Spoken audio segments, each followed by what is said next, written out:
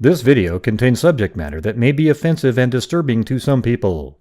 If you are the type to require a warning throughout a video or show, let this message serve as your warning. This channel discusses the harsh reality of true crime. If this warning is not sufficient for you, consider a different genre and unsubscribe from my channel immediately.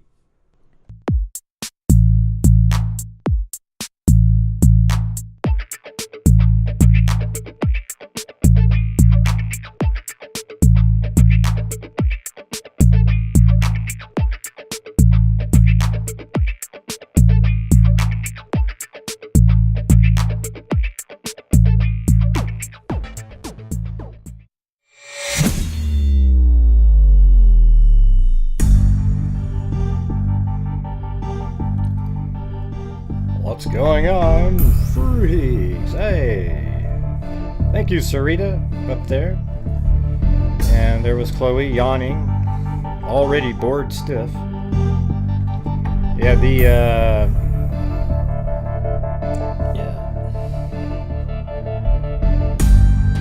I was gonna say, sometimes when I have these, I made private about, God, I don't know, hundreds of videos. And then when I make them unprivate again, it sends out a notification. It's weird. So maybe I'll do that every once in a while. Unhide some, and then people can watch these old ones.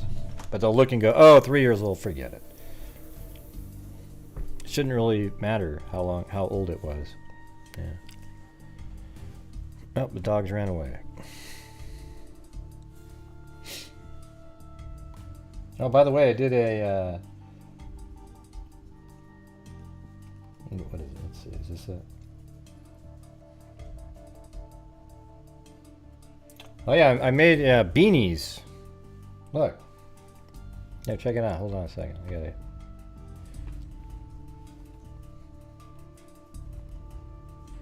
I mean, these are pretty sweet, I think. I'm gonna have to get a couple of them. See these? They're like, you know, the beanie hat type thing. And there's different colors, you know, like. I don't know, I was trying to figure out, like, that one's pretty cool, right? It looks like a Christmas type of a... And I like how it's the freak heart with the GHI Grant Hughes Investigates in the middle of it. What do you guys think? God, you guys are all saying hello again, just over and over and over. What do you mean the chat in real time? Oops, something happened there.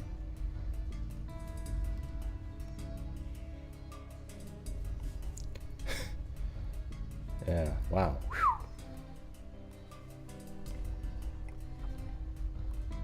Yeah, and I was trying to work on the what does that even mean? One. I'm not really sure. It's such a long sentence, you know.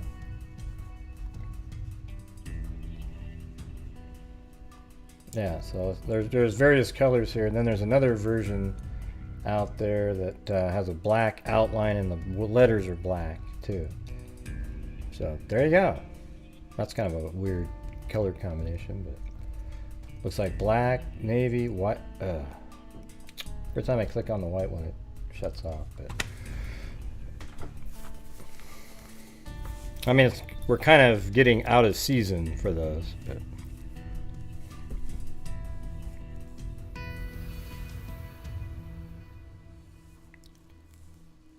What are you talking about? What do you mean? I don't want to do that one. That sounds ridiculous. But the one we're doing is, what does it even mean? So, that's it. Now there's going to be noise in here because I bought Kentucky Fried Chicken. We're just gonna bring them. Oh, okay. They're just going to take it with them. The bucket. Yeah. So anyways, in the, the bots might throw out the link to the beanie if you want to get one of those. It's in the Grant Hughes Investigates merchandise. At the bottom, you have to hit show more, show more, show more, all that stuff. And the links are also in the description, I think. I don't know if I did that or not. So,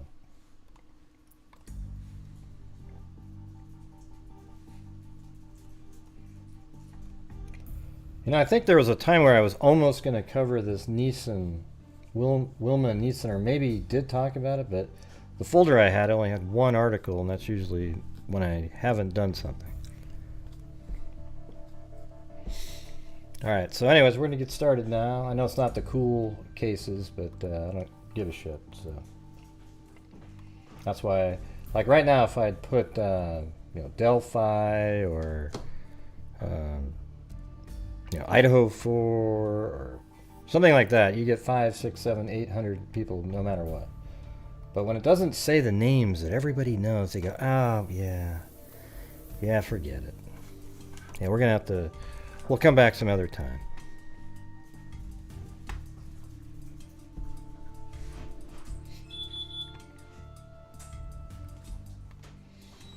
Okay, we're going to start off with Stephen Barton missing. The Wilma one might take almost the entire show. A lot of reading. A lot of stuff to go over.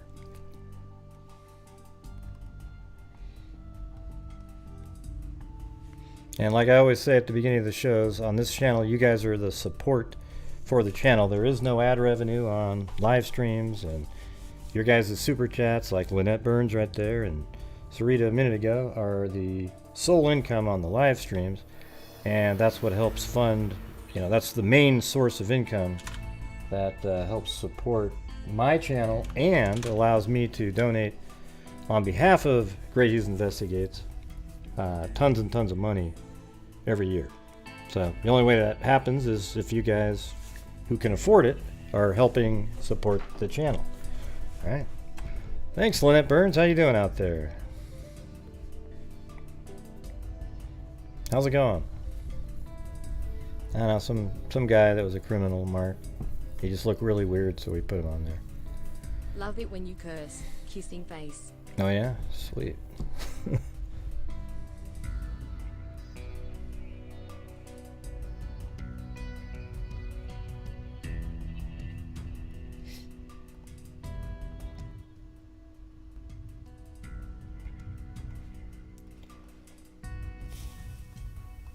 Okay, I'm trying to do these in order here. So this is the, hey, thanks Jessica Schubach.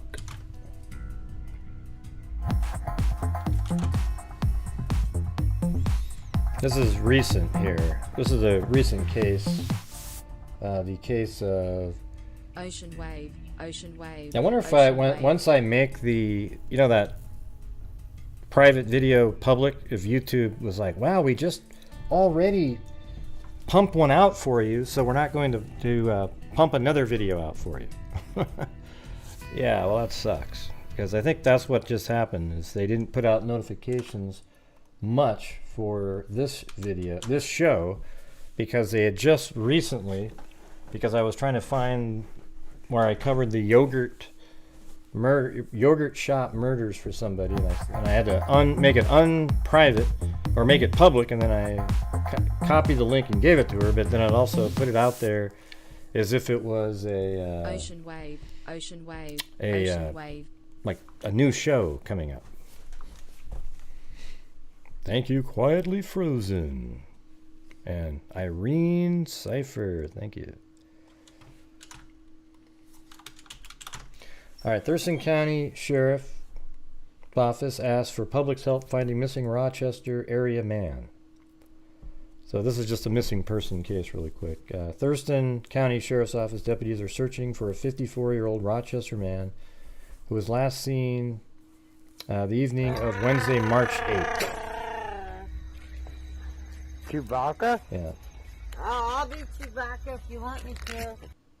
Yeah, so this is in the state of Washington up here. It says, Thurston County Sheriff's Office deputies are searching for the 54-year-old Rochester man. The man, Stephen Barton, is 5'8" with short brown hair and brown eyes. Barton's family reported him missing on March 9th, stating that they believe he was at the residence in the 7600 block of Satterview Lane. I think I found that the other day. Let me see if I can... Oh, there he is right there.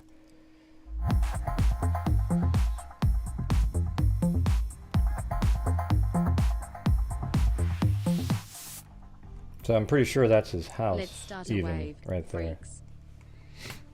Well, thanks, Kami. I sent you that link, and I think that's what screwed up the, the notifications, for God's sakes. It's wild.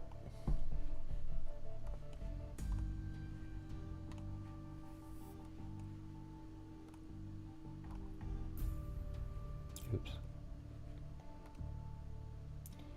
Alright. I just put it on Twitter. Maybe that'll help. Maybe I'll put it in GHI really quick.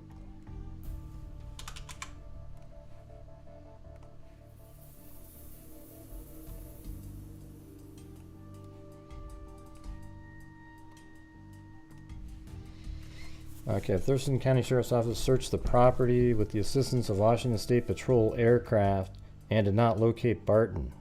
This is on March 10th, so this is just after he went missing. Let's see. He was last seen the previous evening and believed to have been home this morning. Stephen's vehicles were on the property. TCSO searched the property with the assistance of WSP aircraft. Stephen was not located. If you have seen Stephen or have any information regarding the whereabouts of this person, please contact dispatch. And actually, the number is 360-704-2740. Okay, so that was the original articles. And then I think he left everything at home, even his like driver's license, things like that, which were almost always ominous at that point. The Thurston County Sheriff is calling for the disappearance of a father suspicious. The family of Stephen Barton says the 54-year-old was last seen at his Rochester home on Thursday. His vehicles were still at the property, along with his wallet and cell phone. That's according to his family. Thurston County officials searched around the property, and the State Patrol then used its airplane to help with the search. Anyone with information about this case is asked to call the Thurston County Sheriff's Office. Yeah, it's K5, King 5 News. The family of Stephen Barton reported the 54-year-old missing on Thursday. They said he was last seen Wednesday evening at their home in the 7600 block of Scatterview Lane. Yeah, in the Rochester area. They believe he was home Thursday morning. His vehicle, wallet, and cell phone were still at the property, according to the family. So that's never good when you... His vehicle, wallet, and cell phone. I mean, it's like everything you need. His vehicle, Thurston County officials searched around the property, and Washington State Patrol used its airplane to help search. He's described as 5'8" with short brown hair and brown eyes. So you got that. And then that was on the 13th. Then the 14th. The family of a missing Thurston County man is asking for the public's help. 54-year-old Stephen Barton was last seen at his rural Rochester home Wednesday night. The next morning, the man's cell phone and vehicles were left at the home, but his wife and son say Barton was nowhere to be found. Thurston County investigators have searched the family's 11-acre property from the ground, and with the help of a State Patrol airplane, detectives were back on the property today. There's nothing. What do you mean, Cindy? I keep giving you the dates. We've done our absolute best to go through every scenario, talk to as many people as we can that were close to my dad, and even the ones who weren't close to my dad, to see if they knew anything or if they've seen him or if they picked him up. Stephen Barton also goes by the name Shane. If you know anything about what happened to him, you're asked to call the Thurston County Sheriff's Office. Stephen Barton, maybe that's his middle name, Shane.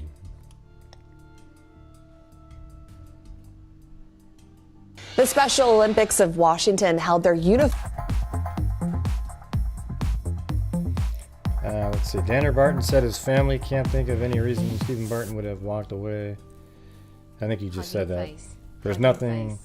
We've done our absolute best to go through every scenario, talk to as many people as we can that were close to my dad, and even the ones who weren't close to my dad, to see if they knew anything, or if they'd seen them, or if they picked him up. Danner Barton said as soon as his mother noticed Stephen Barton hadn't taken his wallet, phone, or keys with him, she believed his disappearance was suspicious. Yes, that would be not good.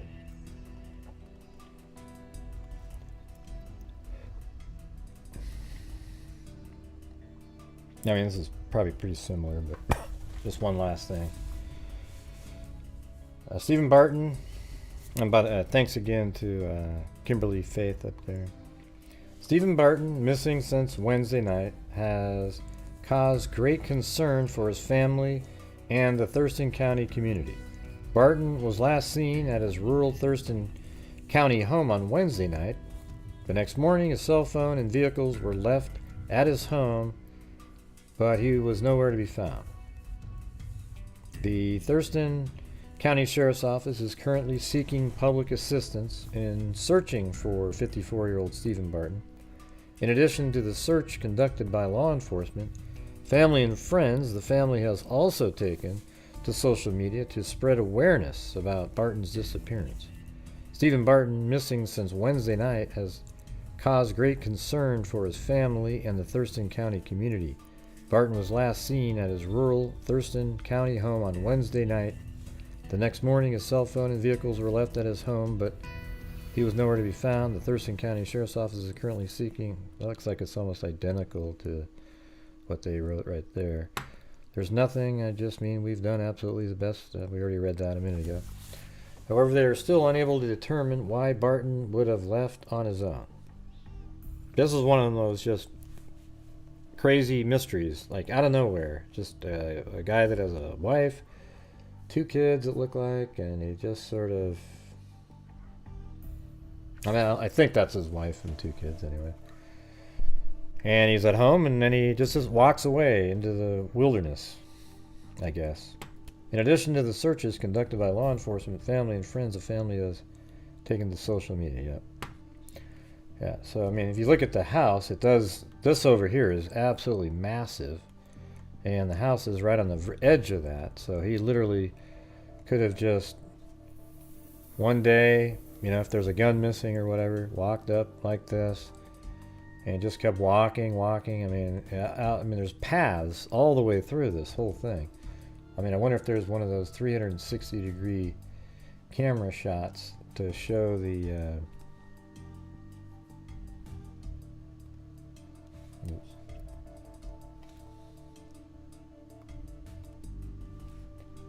Huh, that's funny.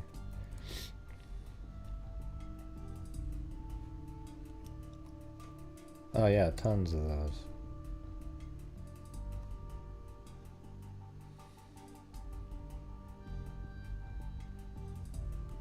Yeah, so that's what it looks like out there, you guys. I mean, it's basically, you're not going to find anybody. Like if somebody went out there and they wanted to harm themselves, kill themselves, they wouldn't be. Let's see about this one right here. Yeah, see, this even has that too. Let's see. Right here on this trail. See that? I mean, that is just dense and in the middle of nowhere.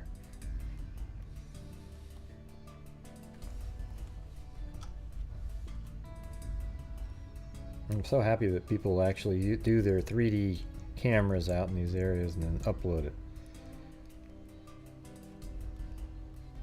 Okay. I mean, what if you just walked out there? It's a little bit like Debbie Collier, but without the, except she wasn't in a, you know, it was very wooded where she was, but like, her vehicle is why she was found. If her vehicle was, let's say 4 miles away and she walked in there, she'd still be sitting there right now. Guarantee it.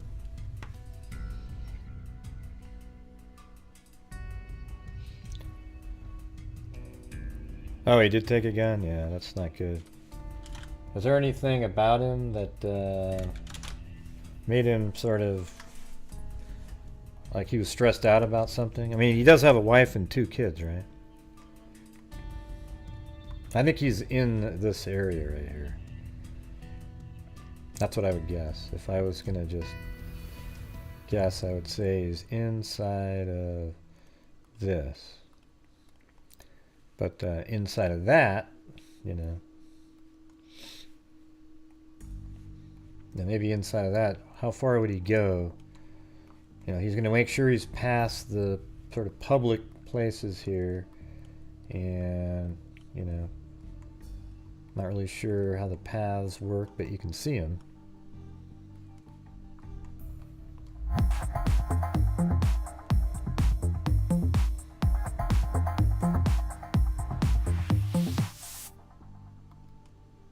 Ty for highlighting this case.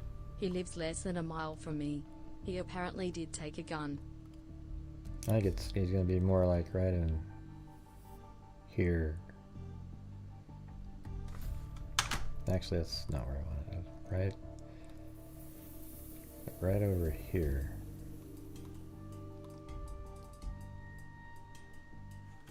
That didn't work either.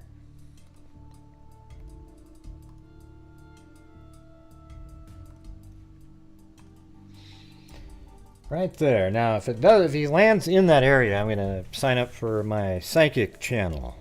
Okay, it has nothing to do with just sort of looking at the area. It's just more, I divined it from some beings up in the sky.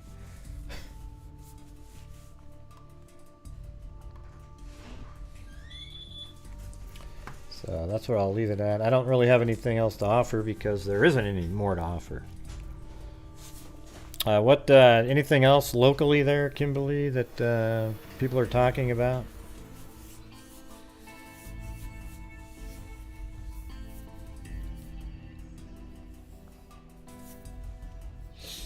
Anything? Hello, Kubi. Hello, Rebecca. Hey, by the way, Kubi, I checked the shipping because I use pirate shipping. So here's how ridiculous your envelope gets shipped. So it went from my house to Indiana, and then I guess then the next place it goes is, you know, your state, which, you know, Arizona, right? I mean, isn't that ridiculous? Like, it's going to do this massive, like, thousands of miles out of the way. yeah, I saw the picture on it. There's somebody I shipped out on the same day that lives in Florida already got theirs. Yeah. Yeah, it's crazy. Yeah, probably.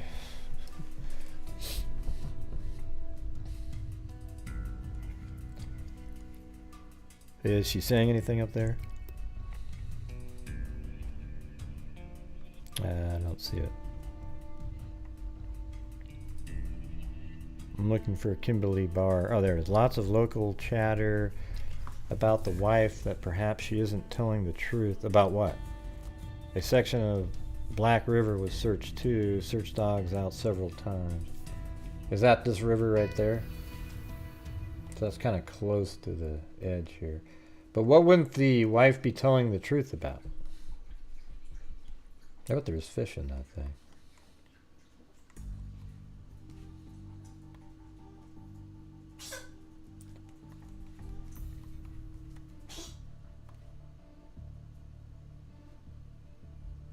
I guess there's a road right here, apparently. Oh, and then the river's right down there.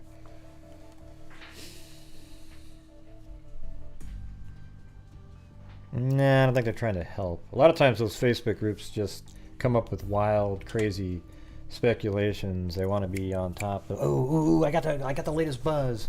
They're almost never right. Yeah. Yeah, I guarantee it. Nobody, when you say lots of people trying to help, those people on Facebook, no. If there's people on the ground over there, you know, they might be. And also if they're just trying to put out factual information, sure, but most of those people on there, they're just the ones that go, ooh. Have they looked into drug trafficking or anything? Hey, I heard there was a drug problem out there. Man, you know, back out there in that...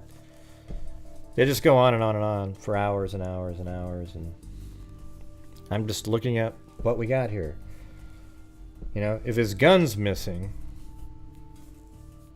I mean, what, the wife killed him and moved him somewhere? That doesn't make any sense. It's more likely that he did something to himself, right? I mean, it just is.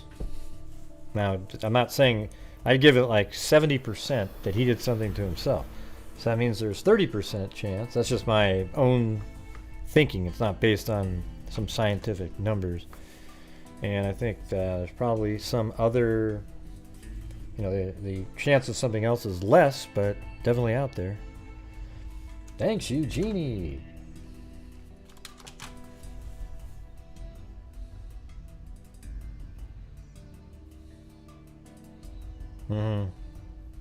Yeah. They've already got a group about it. Oh God, I'd like to go in there. I love going in the Facebook groups to just get kicked out. Because as soon as I see one of those crazy posts, I go, God, this is the dumbest thing I've ever heard, and then I'm gone. But at least I got to say what I wanted to say, And it's kind of like my goal. How quickly can I get kicked out of this godforsaken Facebook group that I landed in? Even though I intentionally went into the group, I go in there with the purpose of, if I see something idiotic, I say something. You know how they say in law, like for a crime, if you see something, say something. Well, there you have it. There you have it.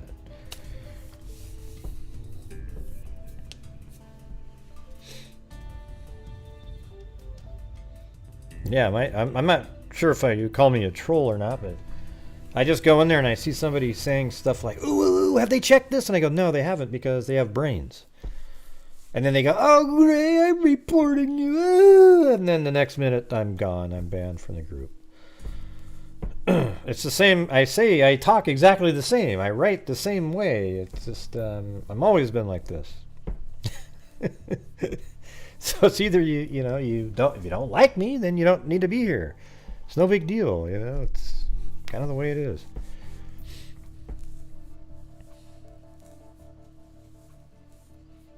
Yeah. Wonder how many groups. Oh God, probably 50 at least. I mean, I got kicked out early on in the Delphi case from the really big Delphi group.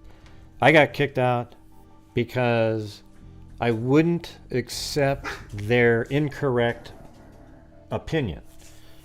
Okay? I would say, no, you're just wrong. Listen to me.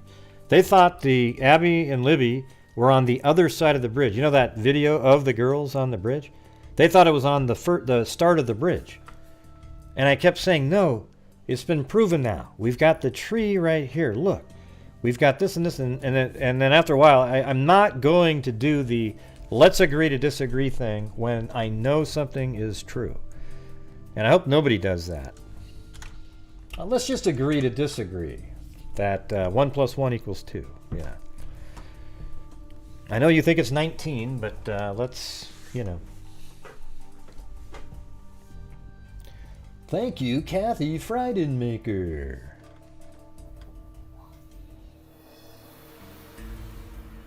Yeah. Don't you think everybody should be that way, though, Jennifer?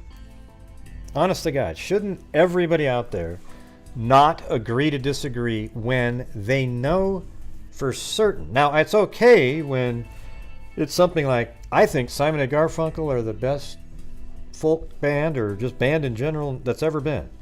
And then somebody else says, well, I think it's the Beastie Boys, and here's why. Well, I can't say, because that's an opinion on taste, right? I can't say factually that's something. But there's times where you know something to be true because you've worked through it all and it passed all the tests that you put out, and it is the truth. And it's been even verified. So once you have that and somebody's still arguing with you, you don't ever say, let's agree to disagree, because just even that little bit gave them enough to feel good. Like, oh yeah, I won because you agreed to disagree. Because it was so idiotic what they said that it's an absolute win to get a tie.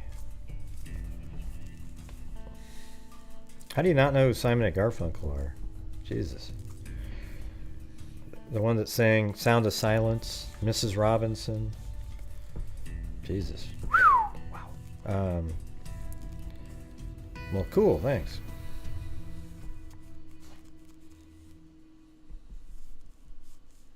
Yeah, there's lots of people. I know Zozo spent some time in the Facebook prison.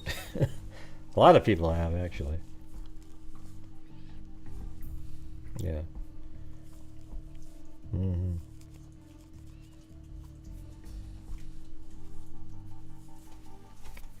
All right. Well, no, that's not true, Rebecca. See, the thing is one, if you assign the numerical value 1 as a variable and say 1 equals 1.5, and then you add the two ones together, well, now it's 3, right? Because you assigned the number 1 as a variable. Okay, that's why I tried to say the other night, you can't... Yeah.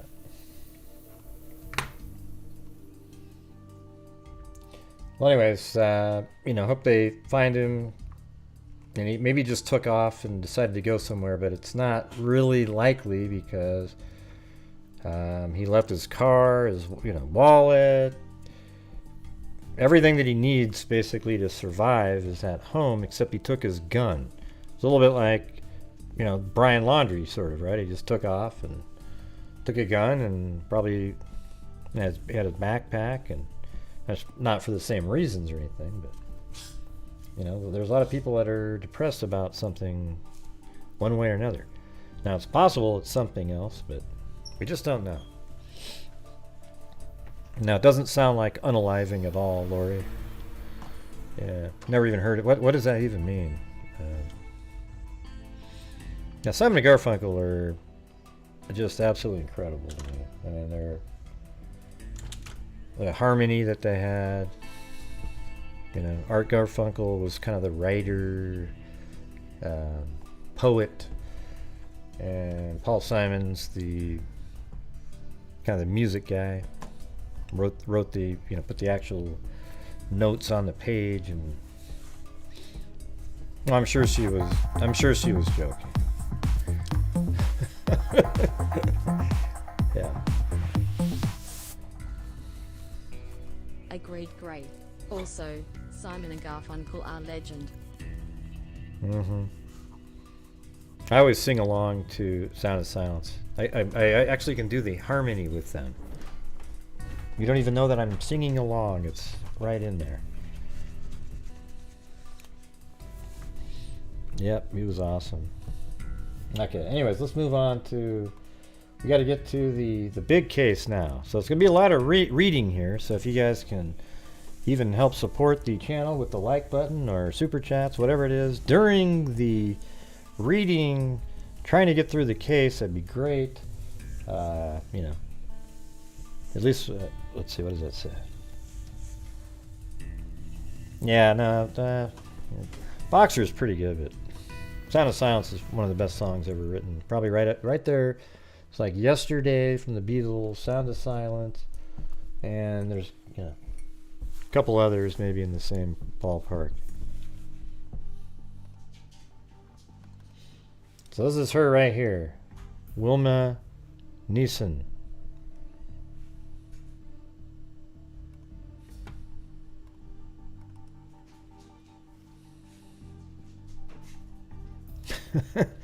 Hey, Quietly Frozen. Thank you. The coolest name in YouTube history. With some gray juice. Definitely is juice. Energy juice. Alright, here we go. We're going back in time. It's a pretty crazy, complicated case here. Just based on the titles and things I was looking at. I haven't read any of the articles or anything, so there's like 20. It just goes on and on. Yeah, Garfunkel wrote Bridge Over Troubled Waters, but that's not even, it's too much going on in that one. All right, anyways, Rock, and this is in Rock Rapids, Iowa. So I had her in a folder from like 2019, but I'm not sure I ever did it. Grey juice. Although there was part of the article that was sort of familiar in this, but I only had one JPEG, and I don't see any videos on YouTube with their name in it. So I think I was starting to look it up because it was part of. Remember when I did all those Iowa cold cases? Yeah. All right, here we go. Let me get rid of this right here. And thanks again, Quietly Frozen, who's my.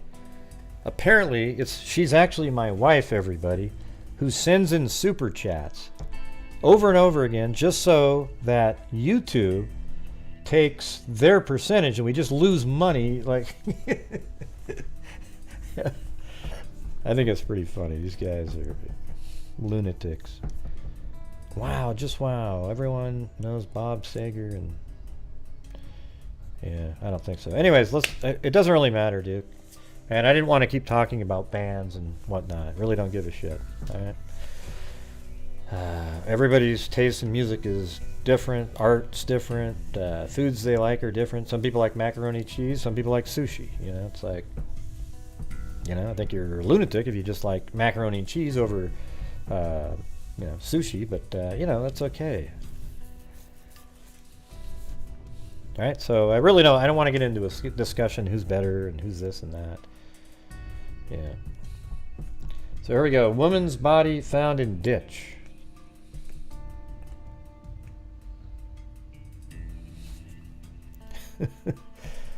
Yeah, I always tell that story to make Quietly Frozen laugh about it. So the nude body of a young woman was recovered from a Lyon County ditch Wednesday. The Lyon County Sheriff's Department described the woman as 20 to 30 years old, approximately 5 feet 5 inches tall, with long, dark, blonde hair and weighing 100 pounds.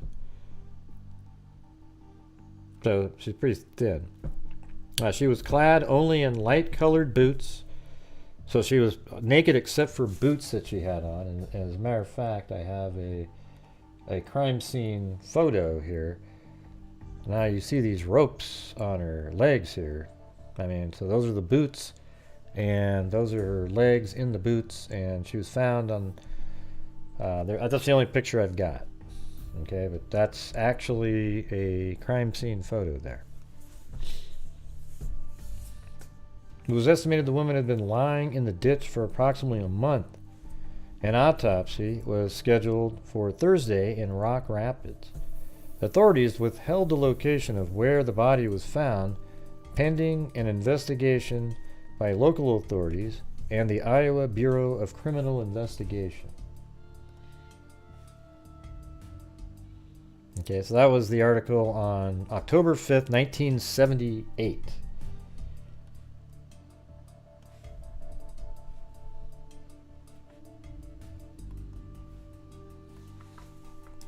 Thank you, Simple Life Days, for the energy.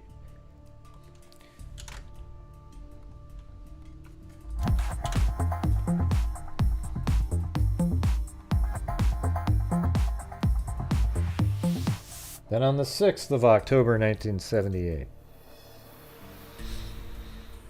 authorities Thursday appealed for help in identifying the body of a nude woman found near here Wednesday in a Lyon County ditch. An autopsy, so this is in Inwood, Iowa. So let's see where that is. Let's just get in the area for now. I'm kind of excited to do this one. It feels like it's kind of old school stuff.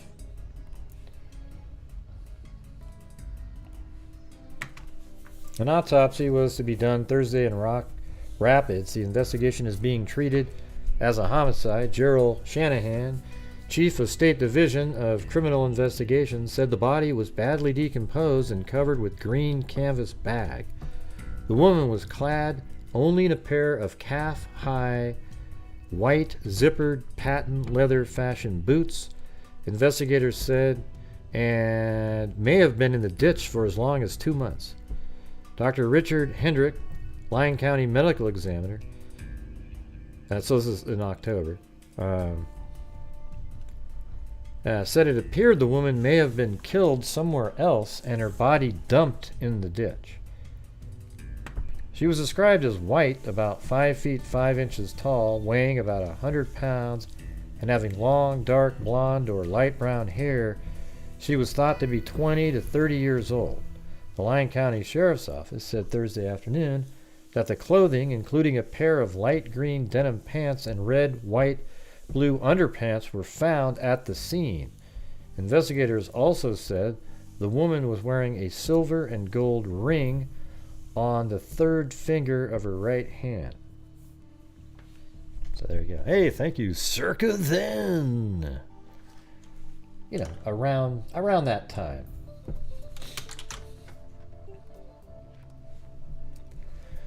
Yeah, and also if anybody, let me just say, if anybody wants to get the, we've got, I think we're getting down to like the last 30 left, but these notebooks right here, the red notebooks with the Freak pen, a red and a black one, and then, you know, you can also get the stress ball. It's got it all, man. It's got it all. All right. So there we go. She is naked except for the boots on her, and then her clothing was found on the scene around in the area. Yeah, apparently you just don't want to live in Arizona if you're ordering it, because they'll ship it to Timbuktu, then back.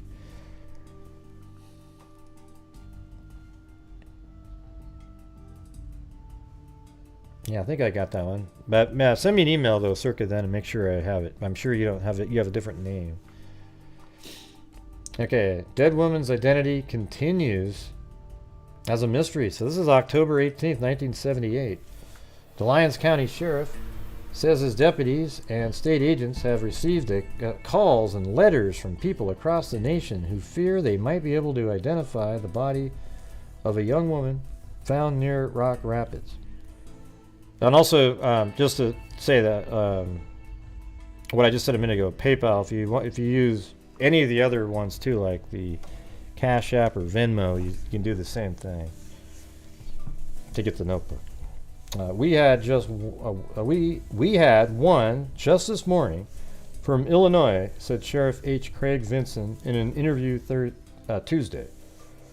The Iowa Bureau of Criminal Investigation agent got right on it and finally located the girl alive and well and living with some guy. The nude body of a young woman between the age of 20 and 30 was found 2 weeks ago in a roadside ditch. Authorities said they figured the body was dumped there on August 15th.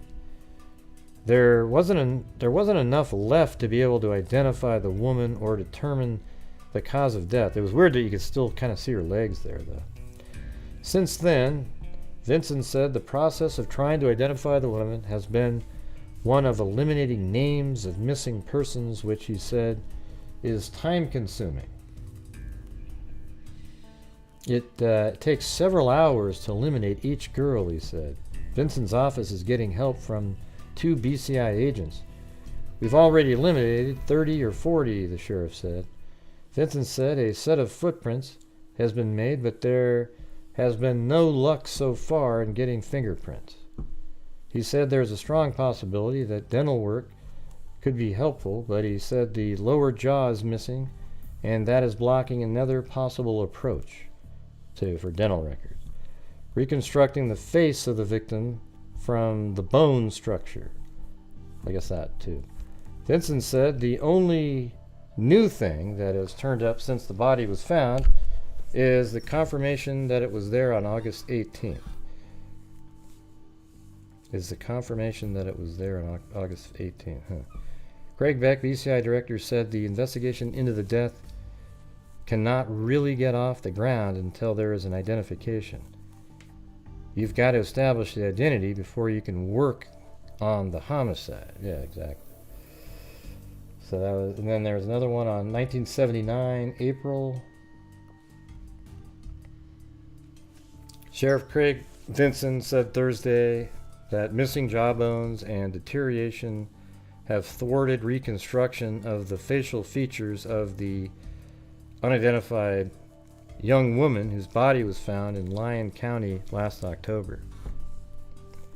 He said experts now are conducting other tests which may be helpful in the comparison of x-rays for positive identification. Results of other tests may be evidentiary in nature, the sheriff said, and results may not be released until the time of an arrest and trial. Fingerprints, footprints comparison, and x-rays are what's that say? No, they spelled it wrong. Definitity. They spelled definite with D-E-F-I-N-I-T-I-T-E. So it says x-rays are definite identification techniques that are being used, he said.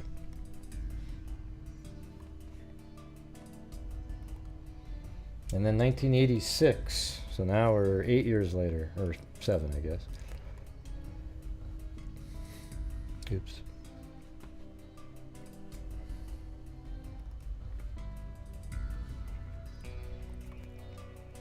More than 7 years later, she's still just our girl. 2 former Lyon Sheriff Craig Vinson and other investigators on the case. She's always been our girl. And as the 8th Memorial Day since her death approaches, with no one but the caretaker at the Riverview Cemetery in Rock Rapids placing flowers on her grave, it becomes more and more likely that her real identity never will be known. Investigators say few facts ever were uncovered in the case of the young woman whose body was found face down in a roadside ditch by a telephone crew the morning of October 4th, 1978. She was in her 20s, weighed about 120 pounds, not 100, stood not quite 5.5 feet tall. Her dark blonde hair fell to about her shoulders. She was clothed only in light-colored boots. She had been dead 2 weeks to a month, and a gruesome testimony of her murderous ending, her feet were bound with rope. So we just saw that a minute ago. When I saw the body, it was laying face down, and it looked pretty good. Not that decomposed, Vincent said. I knew when we turned her over that there was going to be deterioration, but that there would be something we were going to be able to go on. But when we turned her over, there was nothing there. Decay had taken the lower jawbone and the teeth and stolen any chance of fingerprints being taken. Yeah, so it's weird when you looked at that picture a minute ago, this one, and you see her leg right there. It doesn't look great or anything, but you would think, okay. But as soon as they flipped her over, they had nothing. We tried everything we knew, Vincent said. We sent her down to Texas or Oklahoma, someplace to rebuild the face. There wasn't enough there for them to work on. Hey, thanks, CaliGal3.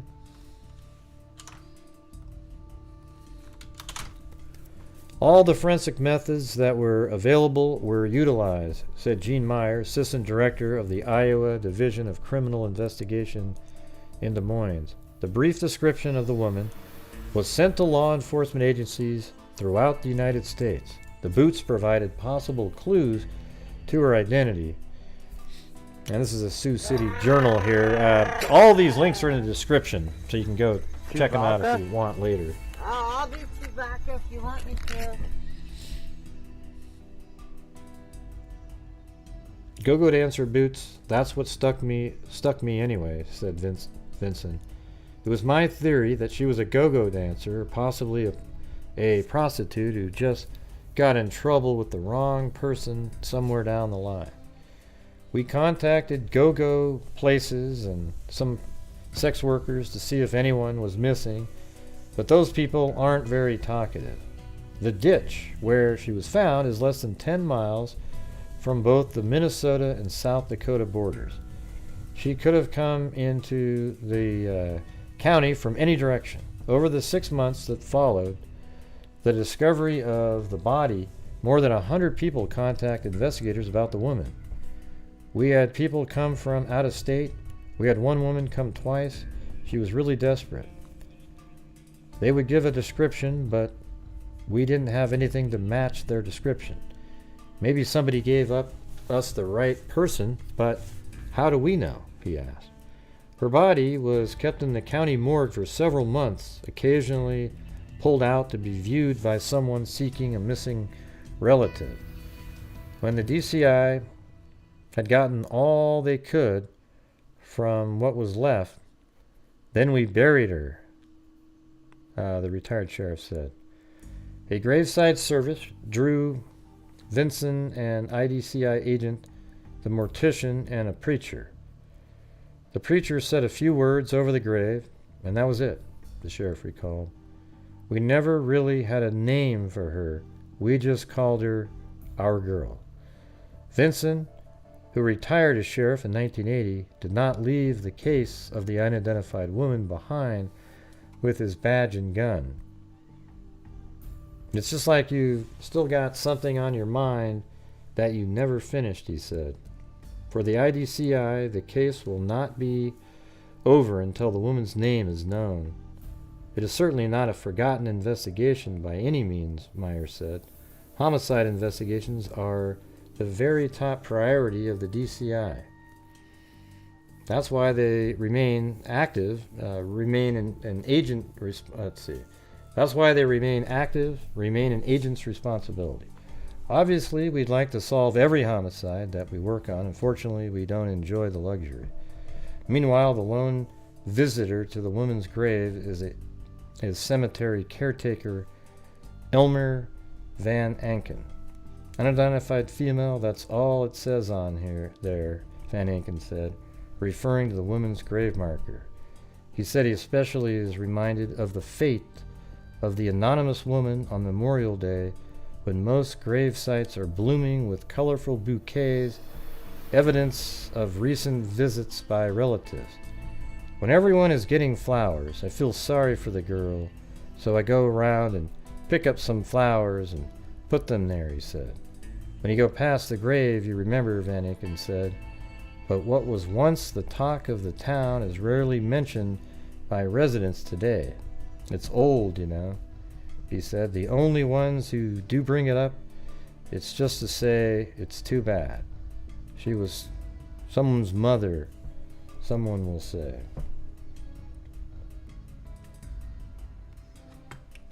Oh, there you go. That's that article from 1986.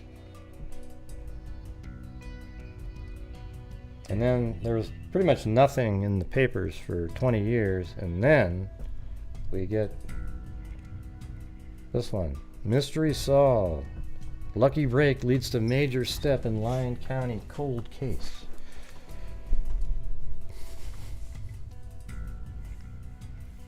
Let's see. Alright. Lucky break leads to major step in Lyon cold case. The riddle that had plagued Craig Vinson for 27.5 years has been solved. The grave in Riverside Cemetery with a small metal marker that read unidentified female can now have a name affixed. The identity of a half-naked young woman found in a rural Rock Rapids ditch on October 4th, 1978 has finally been determined. Law enforcement officials announced in a packed press conference Thursday that she was Wilma June Nissen. Isn't it kind of, see, I think it's so much cooler to go back in time and find the original articles and tie them in with this. At age 23, 10 months, California native Nissen was found down in the ditch near 190th and Cherry Street. So let's see where that is. Now we know where.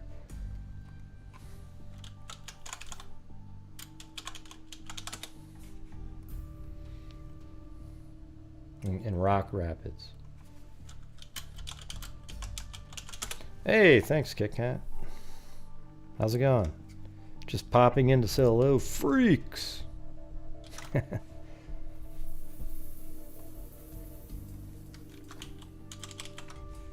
Appreciate it, thank you. Okay, so there's Cherry Avenue.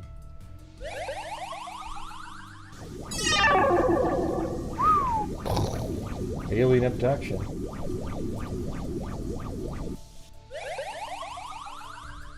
Just popping in to say hello, freaky peeps.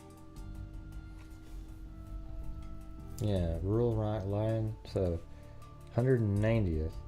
Well, let me put the roads, turn on the roads here.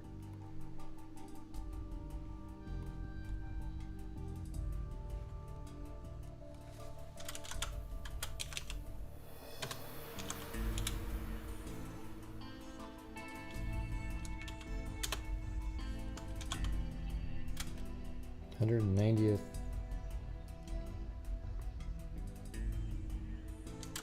Rock Rapids, Iowa. Oops. Is that this town?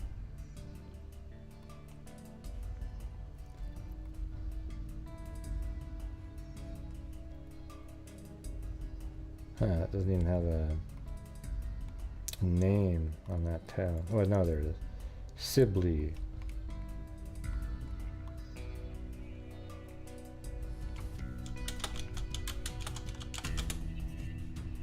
Okay. There's 170th.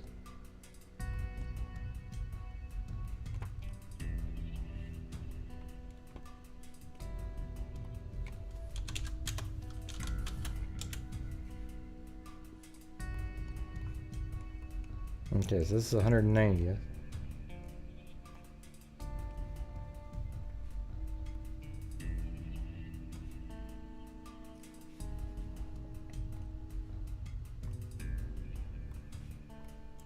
Number 90th, and then the other one street was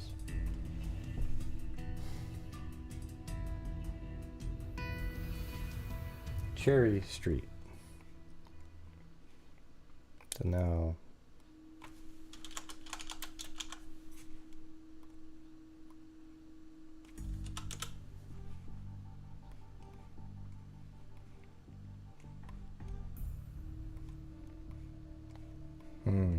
I'm not sure.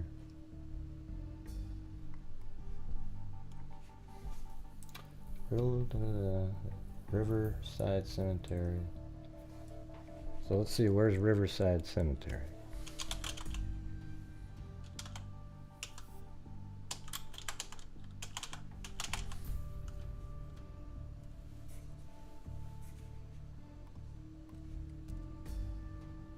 Okay, so that's 190th right here.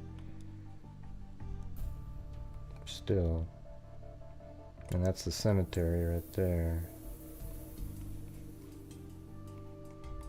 So it's probably, let me just put a pin over here. I bet maybe it's Cherry Avenue now, like they said.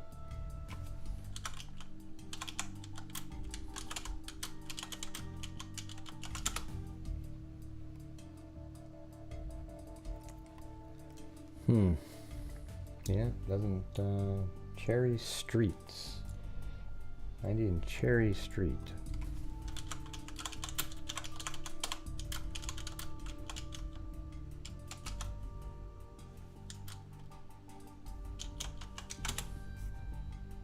Ah, well.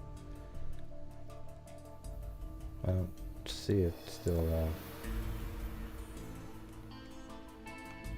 no idea. I don't think it's...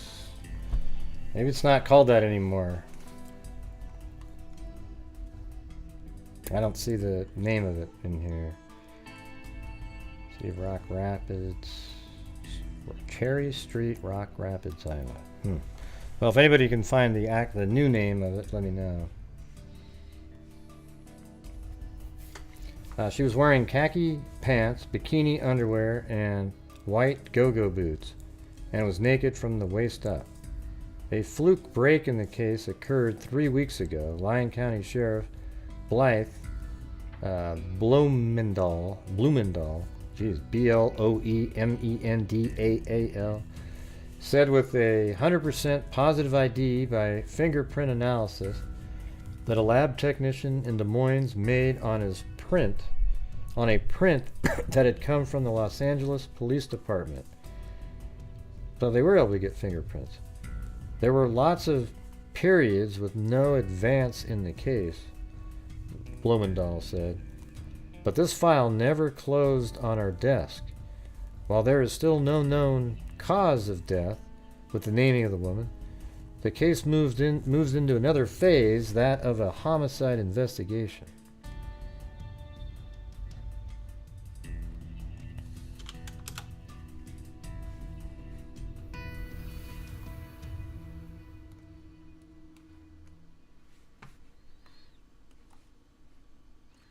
There's another remaining question, Blumendahl said. How does a girl come about to be in the ditch in Lyon County? That's a question that has been run over many minds. Let me try something here for a second. So up here I can go to right there. Iowa, Lyon. There it is. And let's see where that is. Okay, so I'm in the right county, obviously. I just need the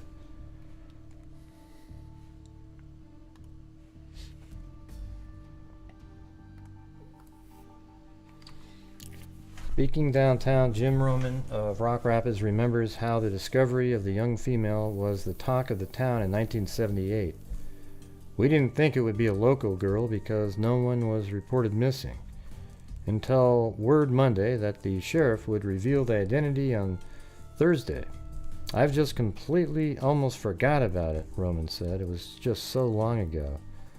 Blumendahl, who has worked in law enforcement in Lyon County for 23 years, pointed to Vincent and said, I tell you what, this young lady was never forgotten by this man right there.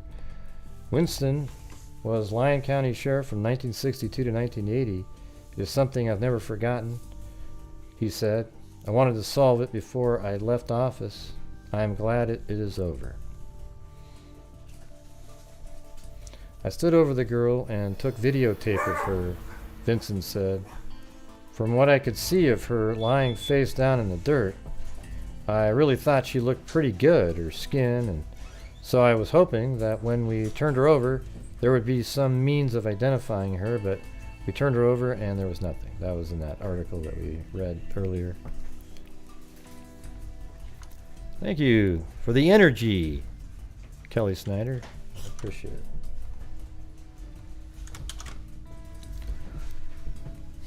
Kelly Snyder.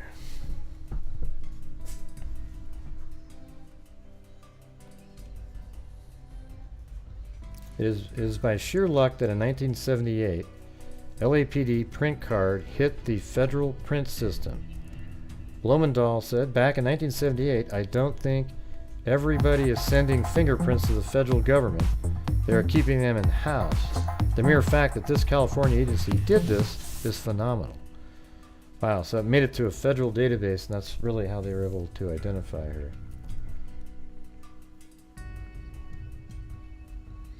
Yeah, okay, I'm going to move forward to some of these other. So that was in February of 2006. That's when she was identified. And now we've got pictures of her, like when she's younger. I mean, look at Wilma June Nissen is shown with her foster parents, Marshall and Maxine Holt, in California, 1965. Her foster parents currently live in Piatt, Idaho. Photos provided by Lyon County Sheriff's Department. A 1970 photograph of what was funny about that, what we're reading, Colleen.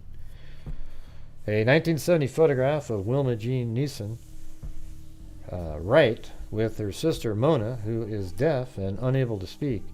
The girls were separated at a young age, according to Lyon County Sheriff Blythe Blumendahl. This is pretty good up here. Timeline of Nissen's life. October 9th, 1954, she is born. 1962, Nissen's mother leaves. 1964, Nissen and her sister Mona are taken from their father. December 5th, 1964, placed with foster parents Maxine and Marshall Holt. 1967, Nissen is placed with a final foster family. May 8th, 1968, Nissen attends Ramona Mountain View School. August 10th, 1972, Nissen returns to her final foster family. June and July 1973, Nissen marries Donald Wellington. I'm glad it wasn't Wells, you know, like I was going, Donald Wellington. Oh, thank God we got to put that in the end there. Nissen is arrested because right as I was reading it, let's see, the Don Wells, you know, the people that just freak out over that guy every second. As soon as I went Don their eyes just popped out of their heads until I read Ington. Yeah, it was amazing. September 3rd, 1973, like all the people, the Summerwells, absolute fanatical whack jobs that are out there. It's like, yes, it's a case. It's great if it's solved, but I've never seen so many people that just sit there and just rock back in there. Oh, hey, who's going to cover it? Who's going to cover it today? I just want to keep talking about the saga. Yeah, it's weird. There's no information, you guys. Okay?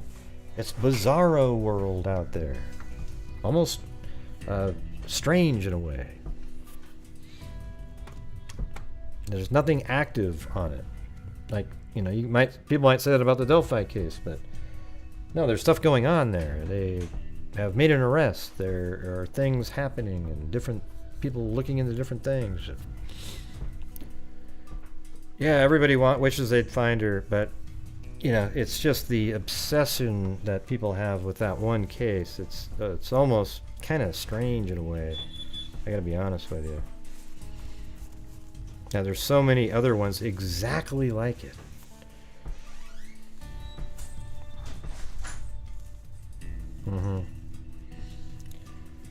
So let's see. June and July 1973, Nissen marries Donald Wellington.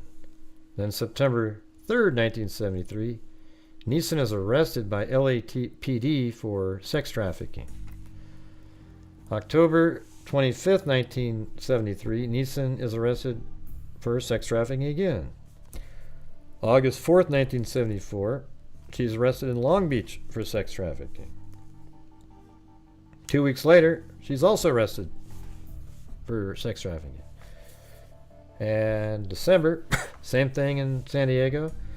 June 21st, 1977, Nissen marries Robert Alexander Irvin. August 18th, 1977, because now we're getting right around the time. Nissen gives birth in Long Beach to her daughter. October 4th, 1978. That's interesting. So she gets married in June of 1977. And so like a year and a half later, August 18th of 77, she gives birth. And then 14 months later, she's found dead in Lyon County, Iowa.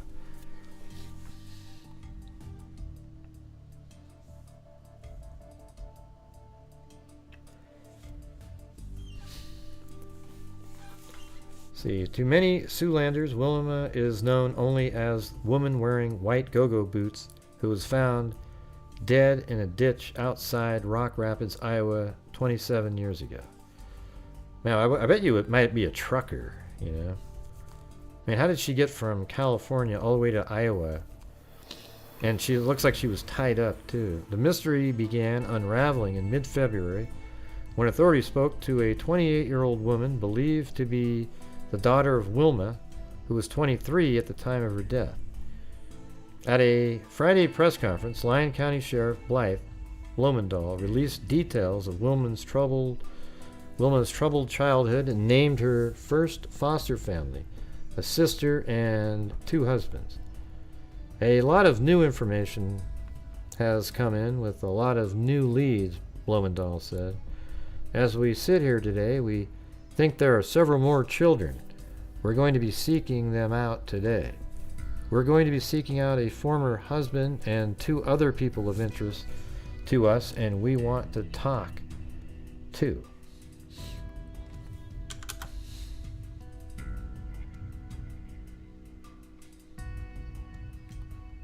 Yeah, so there she is again, here and there, using a timeline.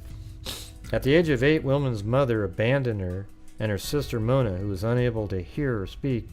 Blumendahl said Mona was 47, or now 47, is living in a foster home, that's the one that couldn't speak, in California, and knows her sister is dead. In 1962, Wilma and Mona are both hanging from the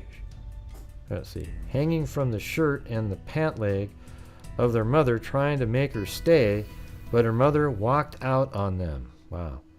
While living with their father, he said, they believed the children were locked in a bedroom closet while he was at work. When their father lost his job, the neglect escalated. The family moved into a car while Wilma was sent out into the streets to look for food. Blumendahl said Mona was confined to the trunk of the car. In 1964, Blumendahl said the state removed the children from their father's care. He said Mona was taken to an institution and Wilma was taken to the home of Marshall and Maxine Holt. At the age of 10, Blumendahl said Wilma was unable to read, write, and eat with a fork. During a phone interview, really? Jeez, that's crazy. During a phone interview Friday, Maxine Holt recalled the day she and her husband brought Wilma home. She said Wilma started calling Marshall Daddy from the beginning. When they arrived at home, Holt said Wilma immediately picked up their dog. She said she was excited that she had a puppy of her very own. Although Holt said Wilma came to them culturally deprived, she said they loved Wilma as their own and accepted her. Holt said she began teaching her with books at home, and by June 1965, Wilma had reached the first grade. She was interested in everything, Holt said. She was really eager to learn. According to Blumendahl, Holt developed rheumatoid arthritis and was no longer able to care for Wilma and 2 other children in the household. In 1966, Blumendahl said Wilma traveled to 4 different foster homes before being placed in a final foster home. He said they have not released the name of the foster family because the woman believed to be Wilma's daughter is being raised by the same family. In May of 1968, Wilma attended Ramona Mountain View School in California, where she also lived. Upon completion, hey, thanks, CaliGal3. Yeah, we're almost going to have to take a break here and try to do some fundraising for Grant Hughes Investigates. Because it's one of those nights again. You know? It's the same people every night helping out. I wish everybody else would help them a little bit. But I appreciate the same people that are helping out all the time.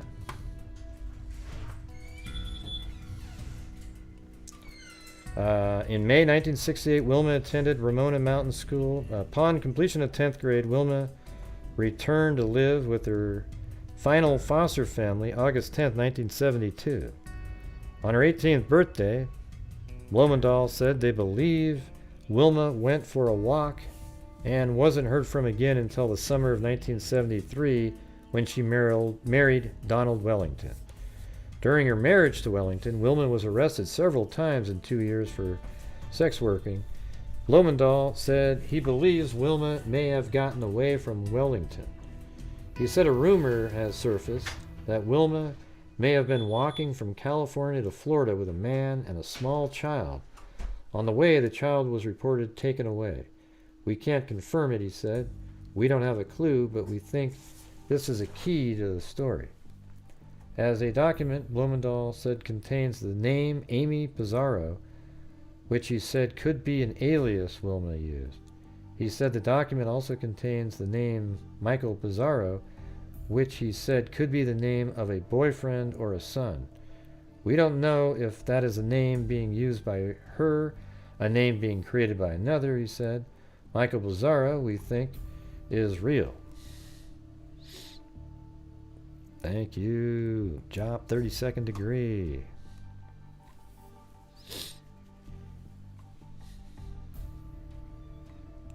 I don't know, Terry Ann. I don't think I deserved anything that I did anything to deserve being in prison.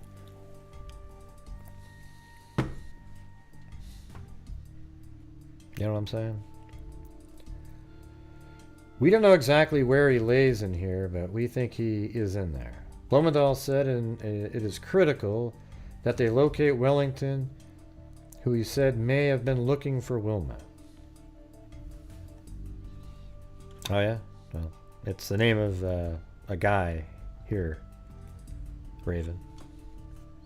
So thank you. On June 21st, 1977, Wilma married Robert Alexander, who is deceased, in Long Beach. On August 18th, 1977, Wilma gave birth to her daughter. The woman who spoke with authorities at Long Beach Memorial Hospital, Blumenthal said Wilma left soon after the birth of her daughter. The last name Belt, Blumenthal said, appears in a March 1978.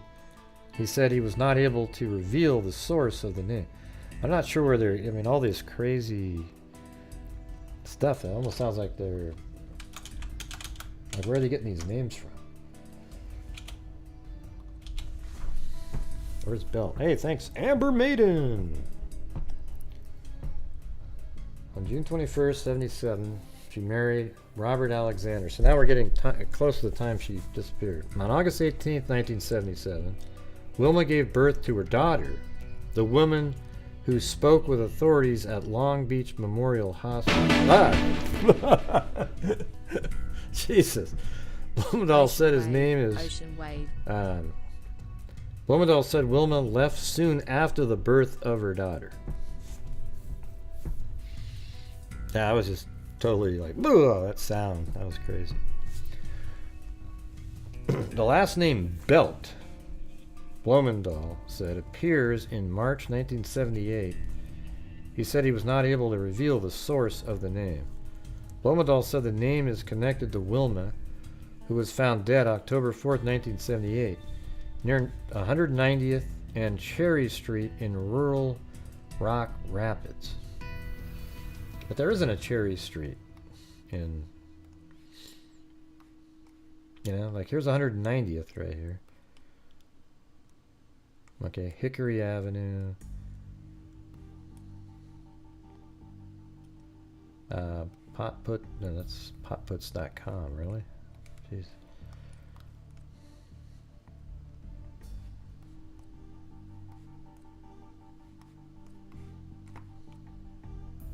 Oh, Fur Avenue.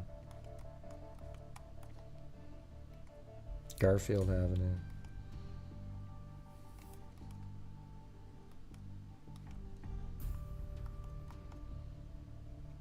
Union. Chewbacca! Chewbacca? Oh, I'll be Chewbacca if you want me to. Let me go right over here. Go that way. Fur.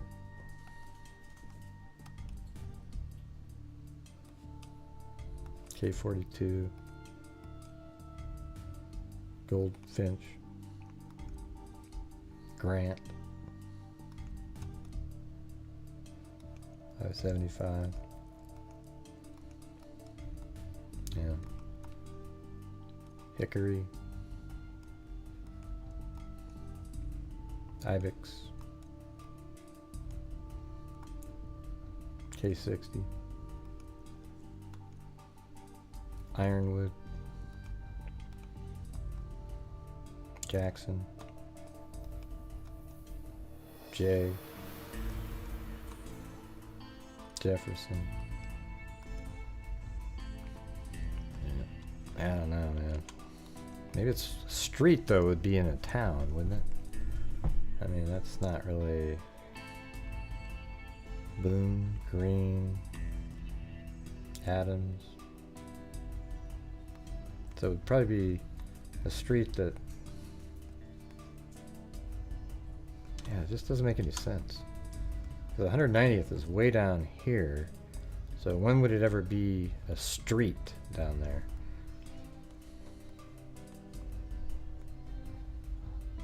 Doesn't make any sense.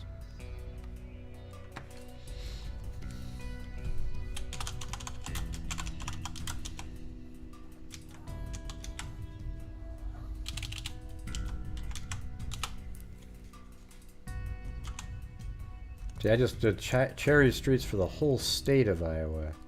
And there's one there, and there's nothing anywhere around in this area here. So, maybe they've changed the name. Yeah, I saw the Cherry Avenue already.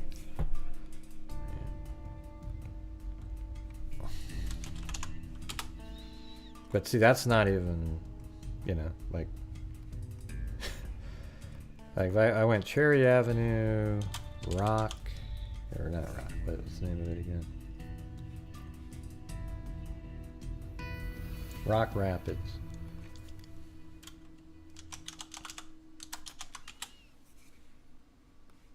Yeah.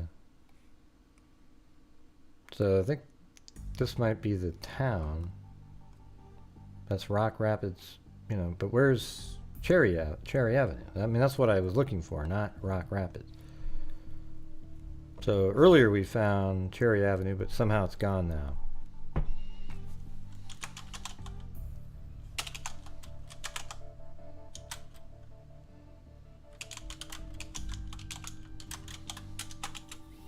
Yeah, no. Oh no. Oh well. That's about the last time I'm going to try on that one. That's too much.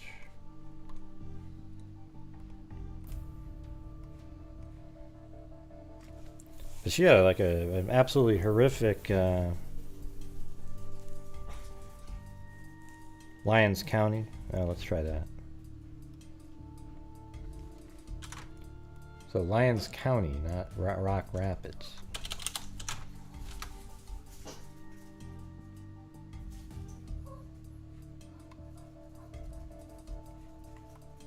So is that the same 190th?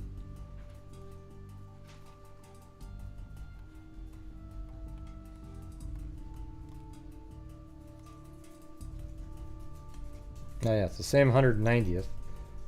And well, I guess we could try to use that one. I mean it's pretty far away from that town. That's over here, right? But maybe that's, I mean, that looks like 20 something miles at least. Yeah, it's 15 miles away, but yeah, it could be it. So her body, let's just say her body was found in a ditch right over here.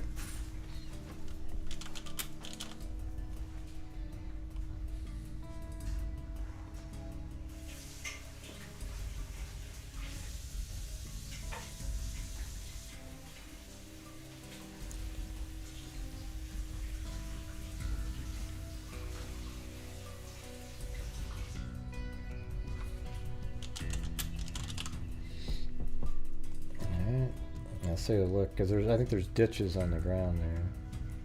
I mean, we found the same place earlier, it just didn't make any sense to me. The Cherry Avenue.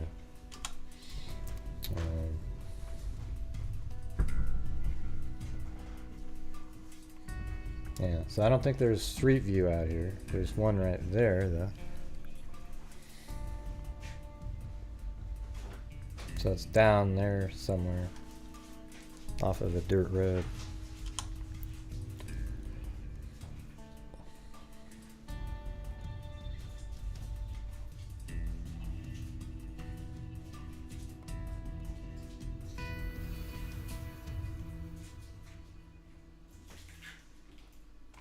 What are you talking about? Larchwood. Yeah, well we have it. That's where we have it right there. But it's Cherry Avenue, not street. You know, they said street in the articles, even the 2006 article. But anyways, yeah, so that's the one we got. She didn't, what a horrific life she had. It was terrible.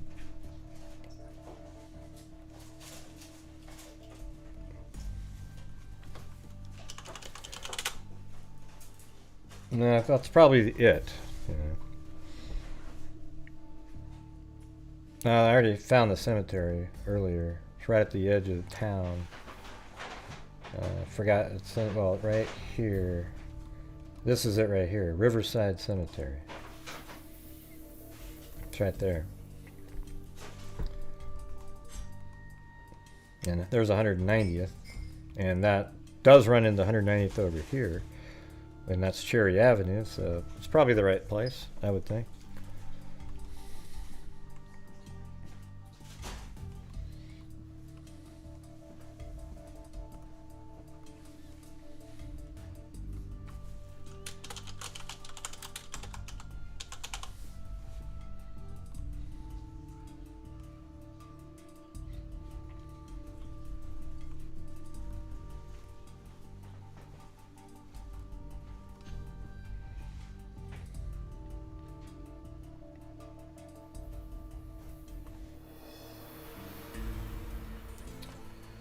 Okay. Yeah.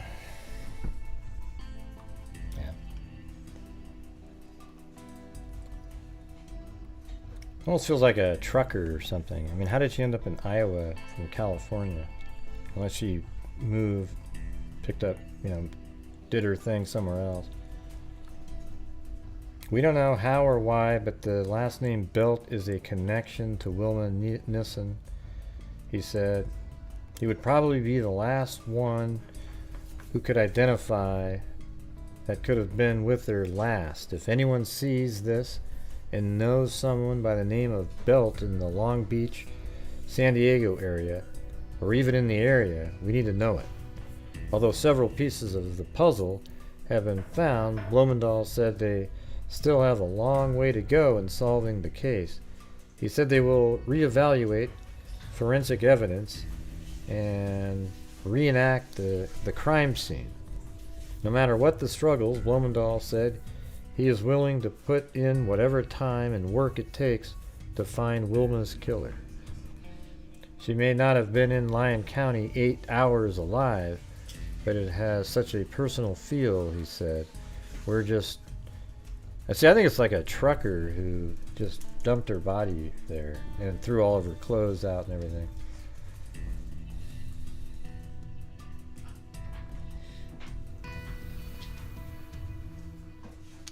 And then this is also 2006. Investigators find Nissen's ex-husband. The investigation into the death of Wilma Nissen continues to heat up as authorities have located her ex-husband and have confirmed that a woman who came forward in February is her daughter. Donald Wellington, who Nissen married in June or July of 1973, is now residing in the Palmdale, California area, and the Lyon County Sheriff's Office announced Thursday. Lyon County Sheriff Blythe Blumendahl has said that on her 18th birthday, Nissen went for a walk, leaving a foster home, and wasn't heard from again until the summer of 1973. Now, let's see. Nissen was found dead October 4th, 1978, in a ditch outside Rock Rapids, Iowa. She was 23 years old. For years, her death remained a cold case, and she was known as Jane Doe until her fingerprints matched one from the Los Angeles Police Department. In February, authorities revealed her identity. During her marriage to Wellington, Nissen was arrested several times in a 2-year period for being a sex worker. In June 1977, Nissen married Robert Alexander Irvin, who was deceased on August 18, 1977. She gave birth to a daughter in Long Beach, California. On Thursday, the sheriff's office announced that the daughter, now a 28-year-old woman, who came forward in mid-February, has been confirmed through an investigation and DNA testing. However, the daughter's identity and location weren't revealed. The sheriff's office is currently trying to set a date for Nissen's memorial service, at which time a donated headstone will be placed on her gravesite at the Riverside Cemetery. So that's them right there.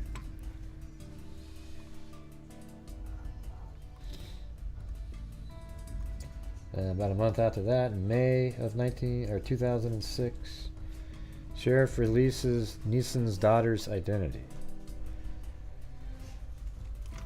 Lyon County Sheriff Blythe Blumendahl has released the identities of Wilma June Nissen's daughter and the friend who helped her search for her mother for the last 10 years. Wilma Doll has also released a driver's license photo of Donald Wellington. You sure that's not Don Wells? Hey, 58. Authorities want to question Wellington, who lives in Palmdale, California area, about Nissen and her death. Nissen was found dead October 4th, 1978 in a ditch outside Rock Rapids, Iowa. For years, she was only known as Jane Doe. Clues started coming forward when her fingerprint matched one from Los Angeles Police Department. And also, thank you. Hold on one sec. Quietly Frozen for having me go back and just put a pin there anyways, hold on a second.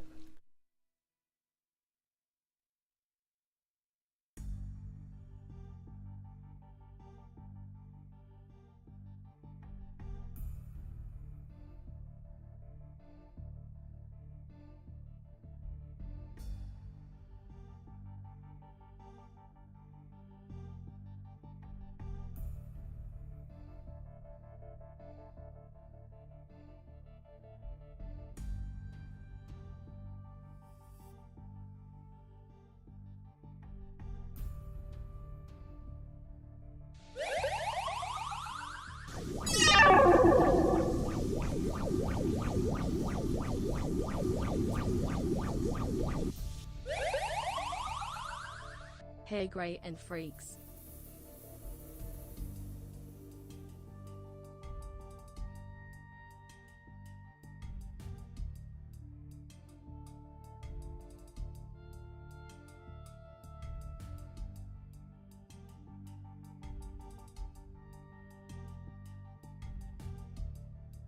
That was my stepkid.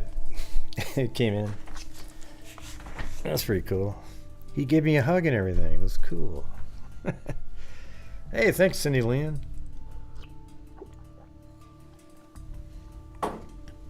Haven't seen you in a while. Yeah, don't you like the UFO one?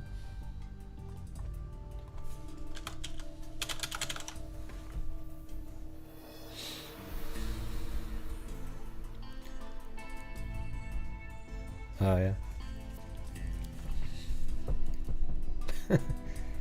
Yeah. Oops.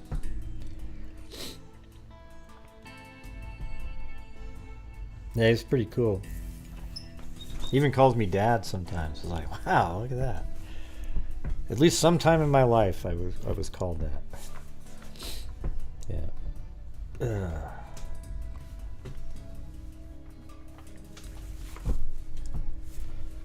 So, anyways, they released the name of the daughter of Nissen. For years, she was only known as Jane Doe, and then her daughter, now 28 years old, was born August 18, 1977, in Long Beach, California, and named Crystal Joy Irvin. She later became Crystal Joy Haas when Vince and Alice Haas of Seal Beach, California, adopted her. She is known as Chris Haas. She is in the Seal Beach area. However, she was evicted from her home 3 weeks ago and has resided at 3 locations since then. And see, doesn't that just show you right there?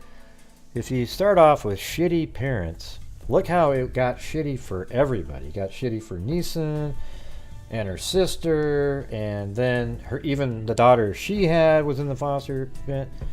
And it just turns out like it's a freaking nightmare for everybody.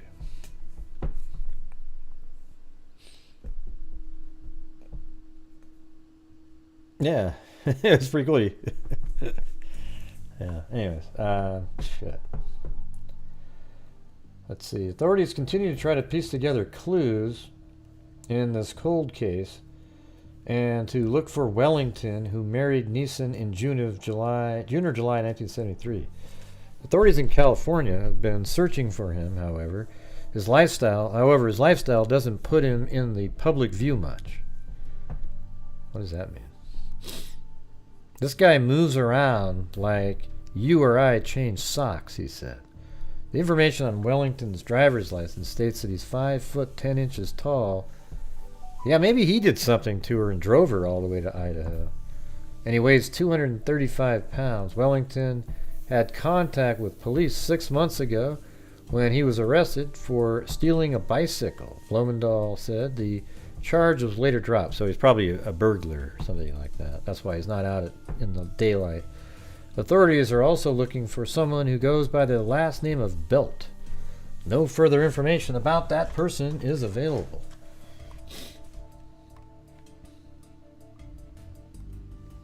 I think this one's pretty interesting, I think.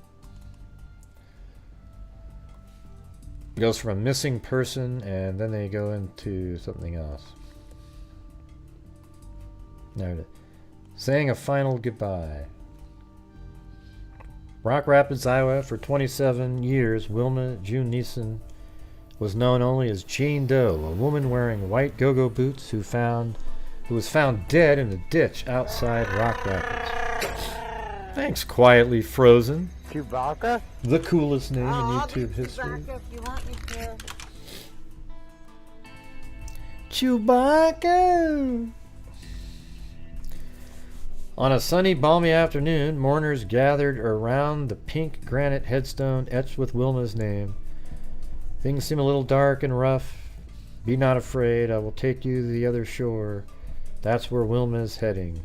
To the other shore, the Reverend Jeff Schleitzman of Rock Rapids, Holy Name Catholic and Larchwood St. Mary's Catholic Church, told the more than 70 people who came to pay their respects to Nissen. Nissen's first foster parents, Maxine and Marshall Holt of Payette, Idaho, Starla Patterson, the woman who has helped Nissen's daughter, Christy Haas, search for her mother for 10 years, and Craig Vinson, the former Lyon County Sheriff, sat in the front Wilma. Oh, that's pretty cool. They sat in front of Wilma's headstone. As the crowd joined, a guitar in... See, doesn't that suck that... I mean, it sucks that they got removed from the first foster parents. Although, it sounds like there was, he had arthritis or something, but come on, you guys. I mean, just... Did you really love him like you said you loved him? It's like, oh, we loved him so much. Oh, we loved him so much. But, my husband got a little arthritis, so we gave him up to somebody else. That means you didn't love him at all. I got to be honest with you. So I don't really give a shit about what they're saying. Even though they showed up to this thing, as sort of a, wow, we're famous type of thing. Because why would you give up a kid, like you get a little arthritis and then you send a child that you said you loved and was fitting in really well. It was just, they were starting to thrive. And, I would actually blame them for her life turning around so shitty like it did. Okay? So they shouldn't have been anywhere near that place. And I know you might think that's judgmental. Well, Gray, maybe it was really bad arthritis. Well, the other one didn't have arthritis. I think it's ridiculous. Are you kidding me?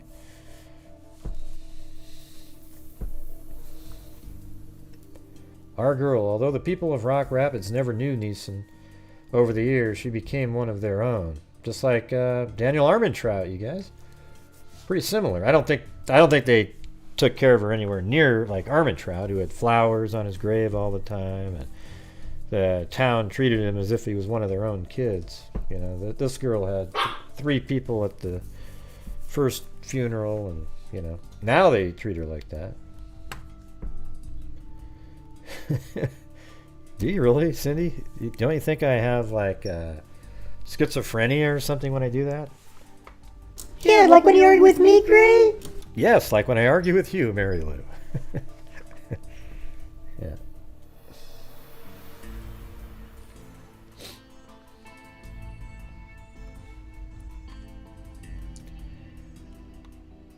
So this is a good sort of societal post here, this one. Jane Doe was abandoned by her mother, abused by her father. She didn't go to school like the other kids, didn't have a life like other kids. Eventually, she was put into a foster home and got a taste of normality, of acceptance. Then another foster home, then another. Still on the outside, still on the fringe, not knowing possibilities, futures. At 18, this is by Dave Yoder in the Sioux City Journal. At 18, she turned up married a few years later, a kid left behind and adopted by another couple, an arrest record, no degree, no decent job. You can write in some drug use, some domestic abuse if you want. It would fit the profile of those kinds of people. Having no roots as a child, she had none as an adult.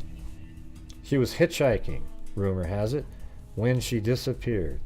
Wilma June Nissen was a Jane Doe who was found dead outside Rock Rapids, Iowa in 1978. The community noticed. They took care of her burial, her grave, wondered compassionately about who she was and how she came to be there. It's what good people do when tragedy happens. Though the dedication of the Lyon County Sheriff's Department, who never forgot that unidentified body, Rock Rapids Jane Doe became a person with a family who missed her. Nissen disappeared into a ditch 27 years ago. Hundreds of Jane Does and John Does disappear every day.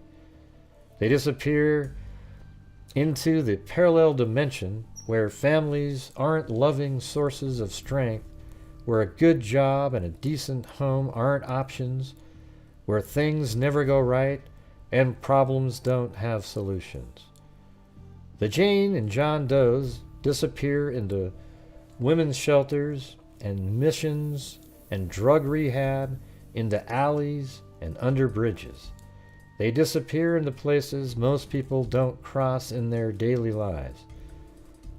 They're never ignored, but it's very easy not to see them. Even if you do see them, what can you do?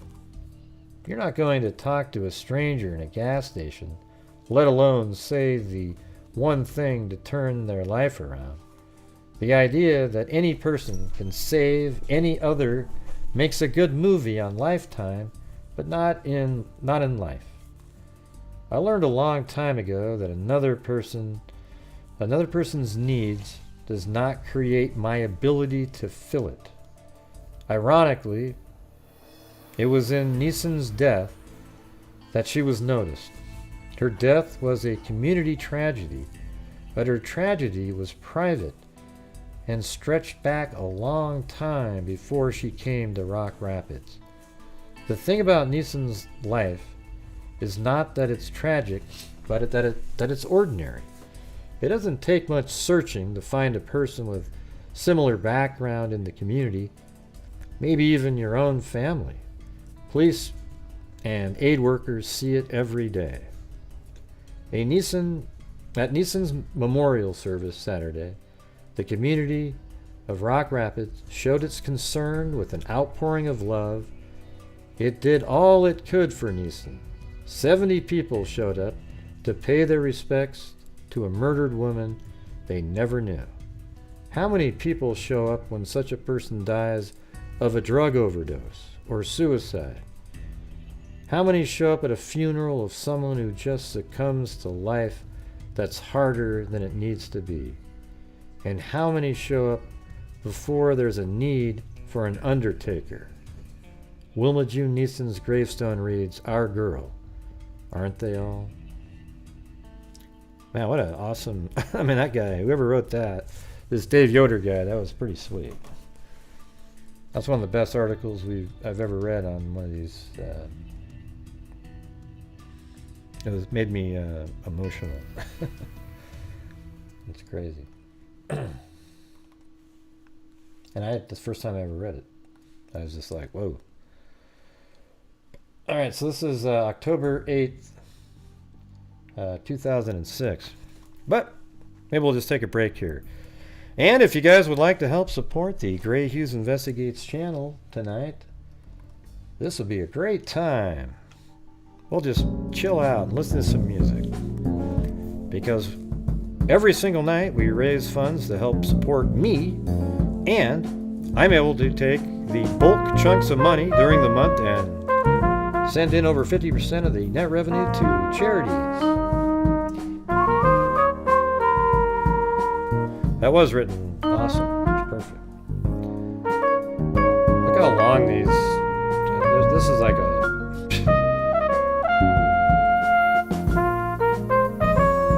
I'm not even sure I can do this one.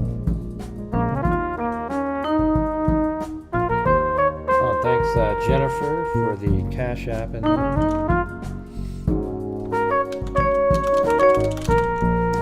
Thank you, Quietly Frozen. Just taking a little break here. My mouth's pretty dry from reading all that.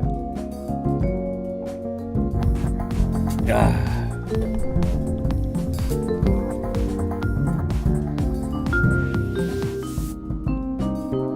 Yeah, where does this start?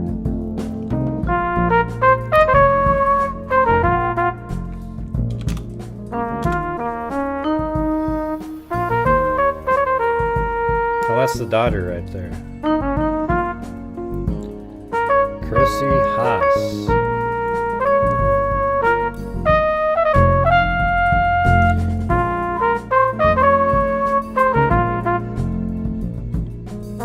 Yeah, why is that, Russell?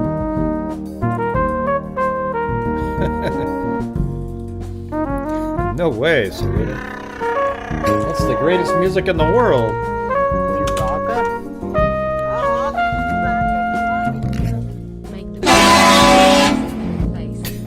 How about that? Is that better?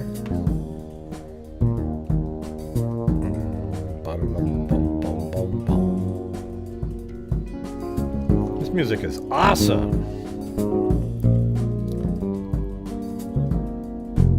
But why is that, Rebecca? That's crazy.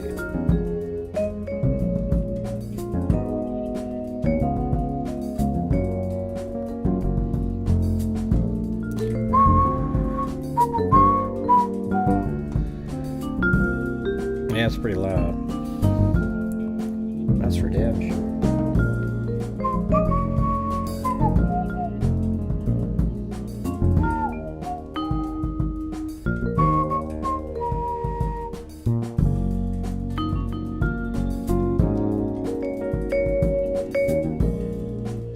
Now the notebooks are 25,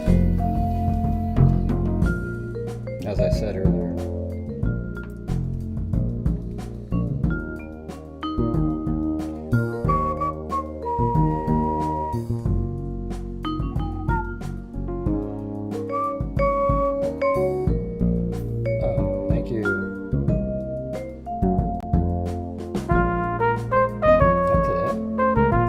Thanks, Mag. And Pamela and Miss Angels and Kimberly and Linda, as in Linda Molden Howe of the Cattle Mutilations and Crop Circles. All right. Oops. Yeah, don't you love it? Like this right here. Watch this. Now, you guys don't try this at home, everybody. But if you take your finger and you put it in your mouth and you bite just the right angle, like if you go like this, what? You can get that weird sound. It's like a crunch between the cartilage. You just go. Hurts like hell, you know.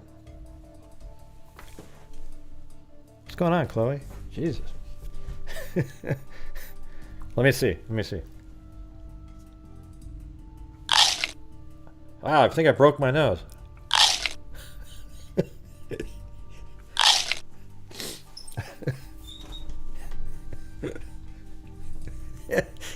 I don't know what it is, why that makes, I think that's funny. Did you see Gray's show? He was doing this thing where...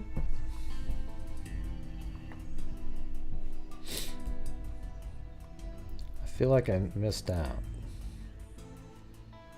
I wonder if I should read that one or not.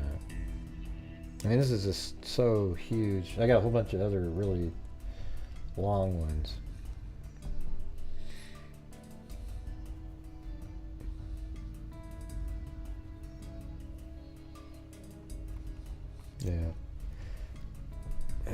just look.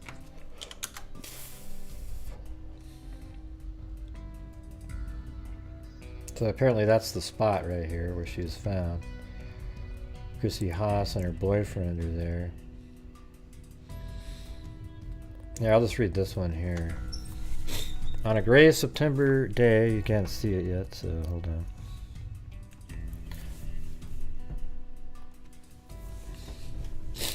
On a gray September day, a white SUV travels down a narrow gravel road, kicking up dust as it passes open fields dotted with crops. It slowly comes to a halt along the side of the road. Lyon County Sheriff Blythe Lowendahl exits the vehicle and walks a few steps from the road into the ditch and stops. The landscape has changed since October 4th, 1978, when a lineman stumbled upon Wilma June Nissen's body lying face down in the ditch, hidden in the tall grass.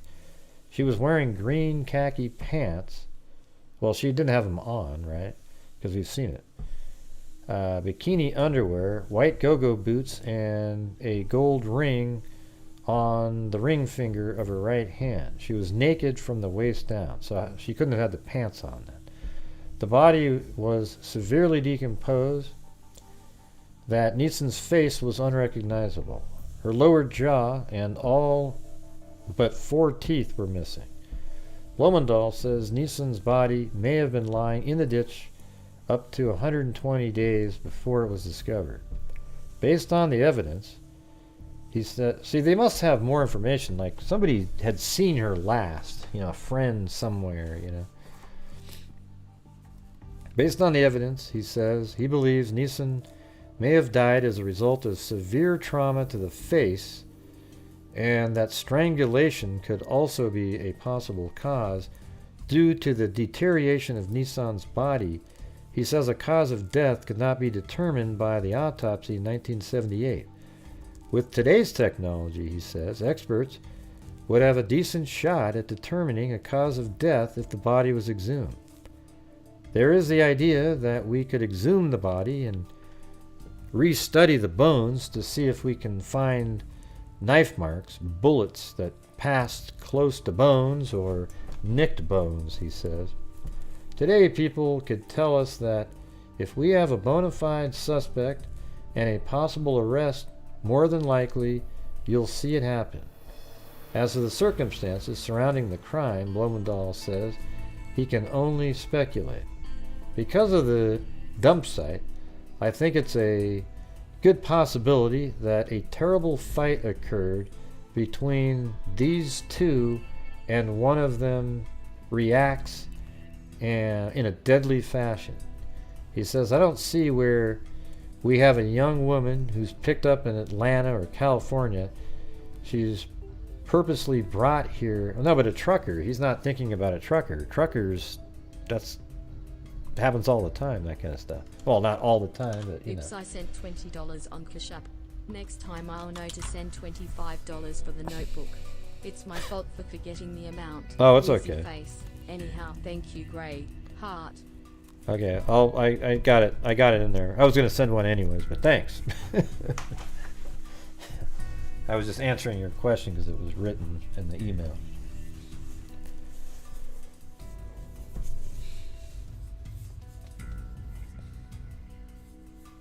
Let's see. Based on the position of the body, Blumendahl says he believes Nissen was already deceased going into the ditch. Although a trucker, it would be kind of weird for a truck semi to be out on that road there. However, he says that does not mean the murder did not occur on the gravel road or another location. So it's still gravel, it looks like. If rigor is part of it, we'll have the dragging, the pulling of dirt, the accumulation of dirt, he says. Both hands go straight forward. That's not a body that's still alive going into that ditch. And I don't think it's a body that was killed 10 hours earlier. Lowendahl says he sees no connection between this particular spot, the crime, and the killer. Yeah, I agree with that. If you want it out of your vehicle because you got stopped by a trooper, the closest, darkest spot is going to work for you, he says. If it's nighttime and it's dark, you're going to think this is as good a place as any, and into that ditch you go. Christy Haas and her boyfriend. Here, let's take a look at our spot that we have here. So sort of like right here. Wonder.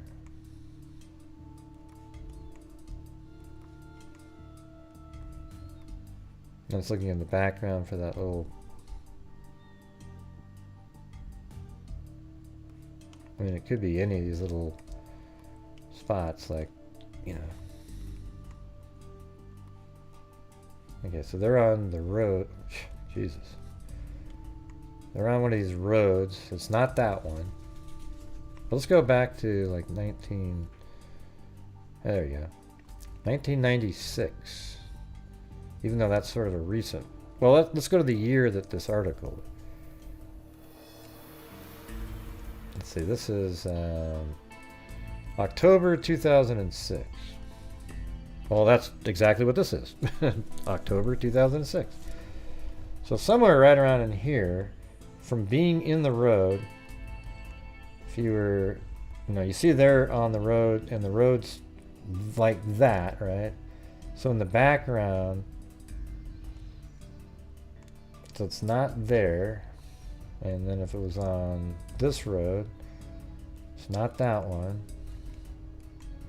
Could they have been down here a little bit, and maybe that?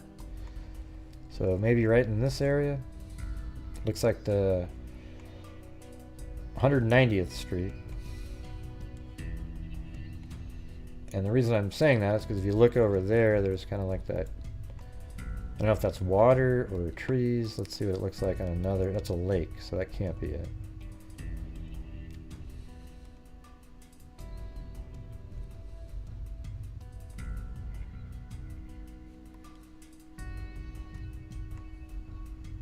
So maybe right here. They're standing right there, maybe in that area here is that. See that back there? That makes sense? That's about the only spot that kind of looks like that. So maybe right in this area. It's also on 190th. So about right here. Where you can see that one cluster of trees, and there really isn't anything else. That works perfectly for what we're looking at. There's a field behind them and then trees. See? A field and then trees in the background. And I wonder if we move it even further forward. See, it's still there. So I think that's the only thing that makes sense if we got the right area.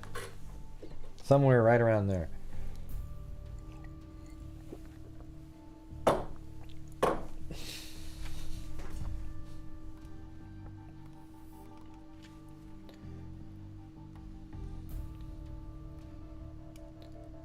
I think this is the one we just did, right?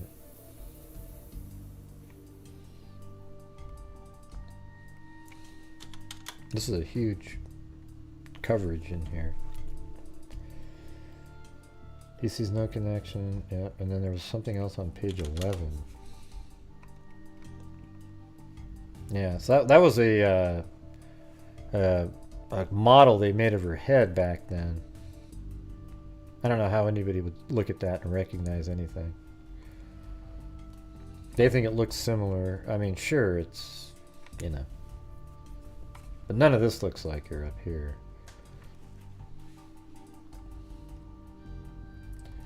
All right, then in 2007 in September, buried answers. For years, the Lyon County Sheriff tried to identify Wilma June Nissen, a young woman who was brutally murdered in 1978 and left to rot in a rural Rock Rapids, Iowa ditch. Now having affixed a name to Nissen's pink granite headstone, Blumendahl is on the trail of her killer. Nissen was known only as Jane Doe until January 31st, 2006, when a Des Moines laboratory technician found a match between her left thumbprint and a print card from the Los Angeles Police Department. Blumendahl believes clues to how the 23-year-old died may lie in her coffin, buried deep in the earth. He hopes that after Nissen's remains are exhumed Tuesday, they will speak to a forensic anthropologist and help him bring justice to a woman he never met. Wilma was a human being and deserves to be handled that way. Yeah, so that's kind of why we do what we do with our genetic genealogy and trying to identify people. Everybody's a person. Now, if it was Jeffrey Dahmer, I wouldn't really want to, help the, who gives a shit,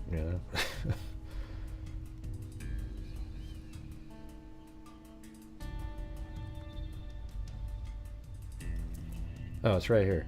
Water-filled coffin sinks hopes. So then just a couple days later, an unearthed coffin is the closest Chris Haas will ever physically be to her mother, Wilma June Nissen.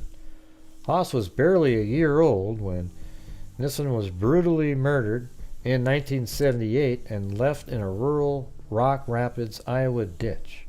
The 23-year-old remains were exhumed Tuesday morning at Riverview Cemetery in Rock Rapids in an effort to determine a cause of death with the help of anthropology and to aid Lyon County Sheriff Blythe Blumendahl in cracking his county's only cold case.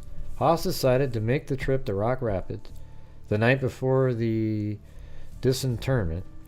She traveled 5 hours by car from Kansas City, Missouri. And it turns out that it was, let me go to page 3. So that's her daughter right there. Clad in black dress and black lace up knee-high boots, Haas approached her mother's gravesite with Eigenshank shortly after 8 a.m. She was greeted by a representative from Rasta Funeral Home. The man told Haas, "I'm so glad someone from the family came." At approximately 9:30 a.m., Nissen's concrete vault was lifted from the ground. Haas said the sight made her feel numb.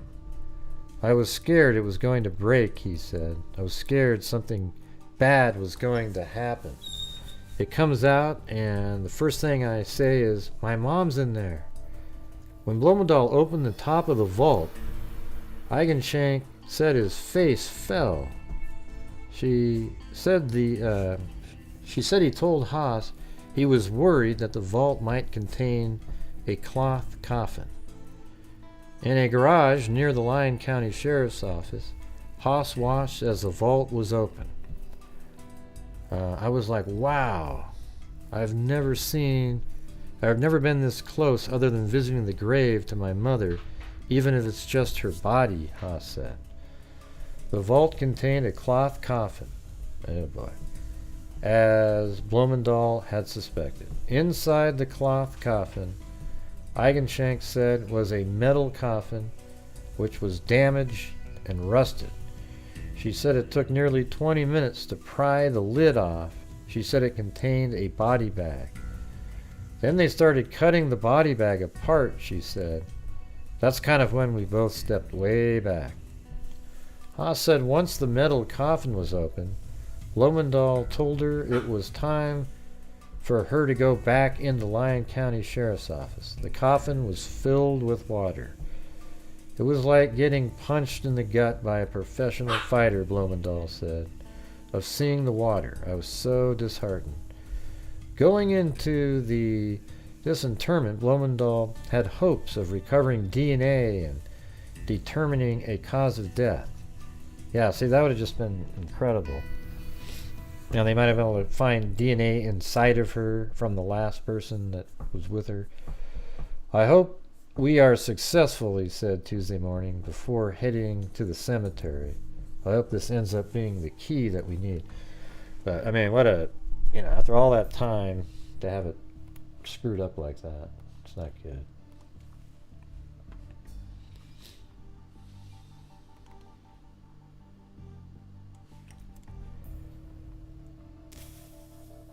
Oh yeah, then all of a sudden, what is this one? This is 2009. It says an 82-year-old man was arrested Friday on suspicion of perjury in connection with the Wilma Nissen cold case homicide investigation. The Lyon County Sheriff's Office said in a written statement. The statement said John Vangameren of Inwood was arrested for 6 counts of perjury, all Class D felonies.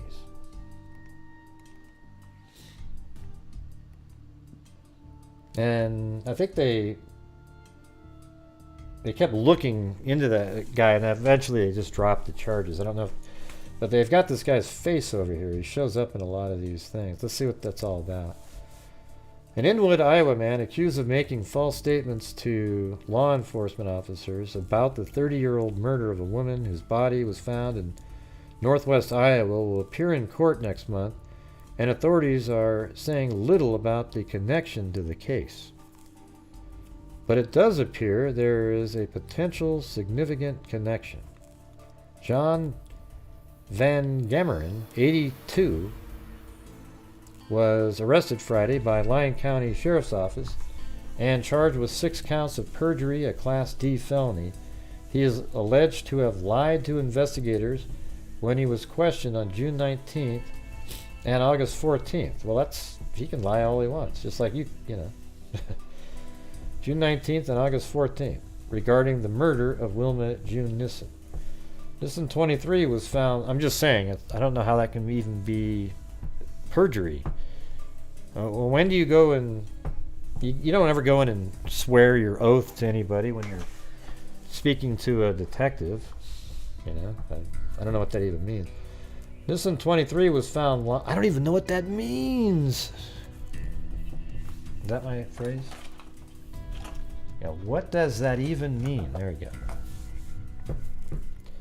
Nissen, 23, was found lying face down in the ditch near 190th and Cherry Avenue. That should be. Near Inwood on October 4th, 1978. The California native's badly decomposed body was unidentified until 2006 when her fingerprint was matched with records on file with the Los Angeles Police Department.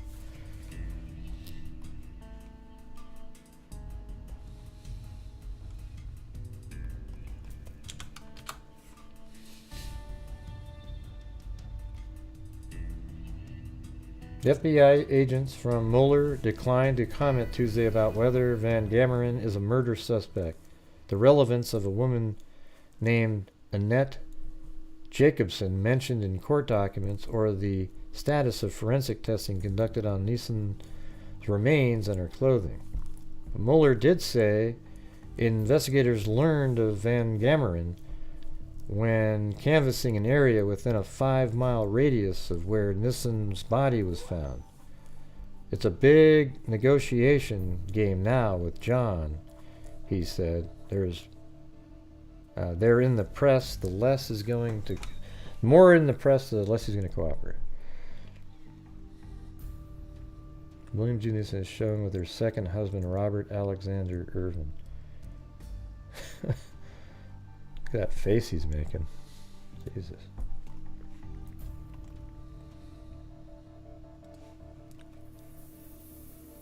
An Inwood man makes request in perjury case tied to cold case. What is his request? In a motion filed last week in Lyons County District Court, defense attorney Edward W. Bjorkstad of Spirit Lake says statements made by an FBI agent violated John Vangameren's constitutional right that Vangameren can't get a fair trial in the local court, and that county attorney Carl Peterson should be removed as prosecutor in the case. Vangameren, 82, was arrested August 14th by Lyon County Sheriff's Office and charged with 6 counts of perjury, a Class D felony. He is alleged to have lied to investigators when questioning June 9th. Oh, to the FBI. Yeah, that's true. Like if you're, I forgot, like when the FBI interviews you and you lie, that's perjury. But if a police officer interviews you and you lie, it's not. I forgot that one.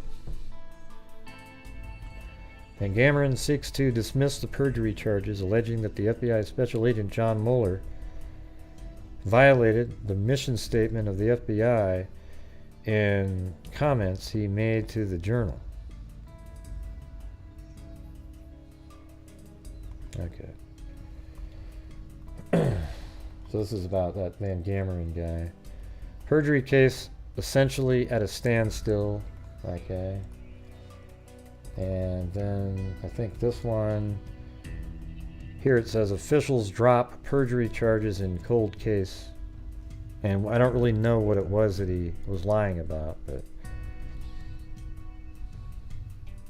according to the original complaint, Van Gameren was accused of lying about having prostitutes in his home, transporting a stripper or sex worker from Sioux Falls to his residence, having his wallet stolen while with a sex worker, having dancers in his home more than twice, and arranging strippers to come to his house for a bachelor party. He also was accused of making a false statement under oath about knowing Annette Jacobson. Police have not publicly explained her relevance. Yeah, what does that mean? Was she friends with Wilma or something? All right. Well, we're pretty far away from even a notebook spin tonight, you guys. So if anybody out there feels like they want to help support the channel, if not, we'll just carry the names over. It's no big deal.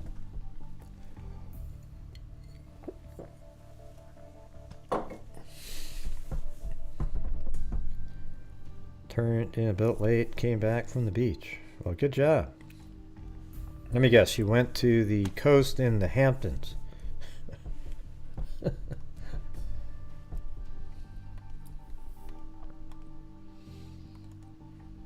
And then 2016, yeah, so this is kind of this really long thing, so this might be worth going just through. This is the last real sort of deeper article here, but this is from the iowacoldcase.org.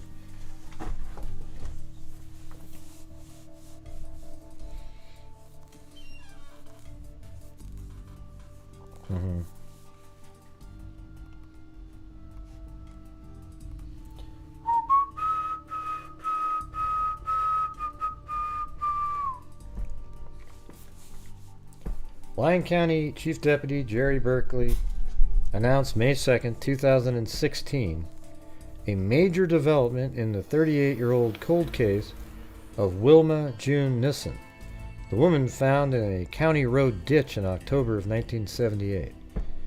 Investigators released a photo of one of the women they believe is responsible for Wilma Nissen's death. Oh, that's interesting. I think I kind of remember reading about that. Our suspect was an escort, a sex worker, a dancer who liked to rob other escorts. Don't you guys kind of remember this part here? In Dancers? Berkeley said in a KSFY story that aired May 2nd, describing the motive of Wilma Nissen's murder as robbery. Thanks, Zozo.